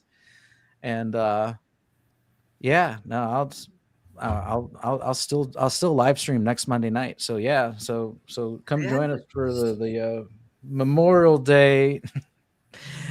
Not that we're doing anything special for it, but Carnivore Live, Monday Night Live. So yeah, I'll be here. So me too. Yeah. Second shift stinks. Usually I listen to you guys. Well, all the time I listen. And if I have to cheat and make a comment, I'll talk instead of type. Mm-hmm. But I'll be happy to come on next Monday as well. Thank you. All right. Yes. Yeah. Please do. Very good. All right. So yeah. So we will see you next Monday. And if you're here in the United States, yes, it is a holiday, but hey, it'll be night. It'll be nighttime. Family will be gone. Everything will be cleaned up. You can relax, and we'll shoot the breeze. All right. So again, thank you all. It was a pleasure, and have a great week. Take care, everybody. Bye-bye. Thank you. Bye-bye.